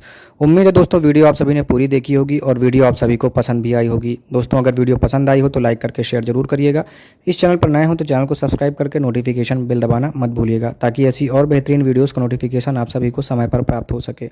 तो चलिए दोस्तों इसी के साथ मिलते हैं अगली वीडियो में, तब तक के लिए और यह वीडियो देखने के लिए आप सभी का बहुत बहुत धन्यवाद।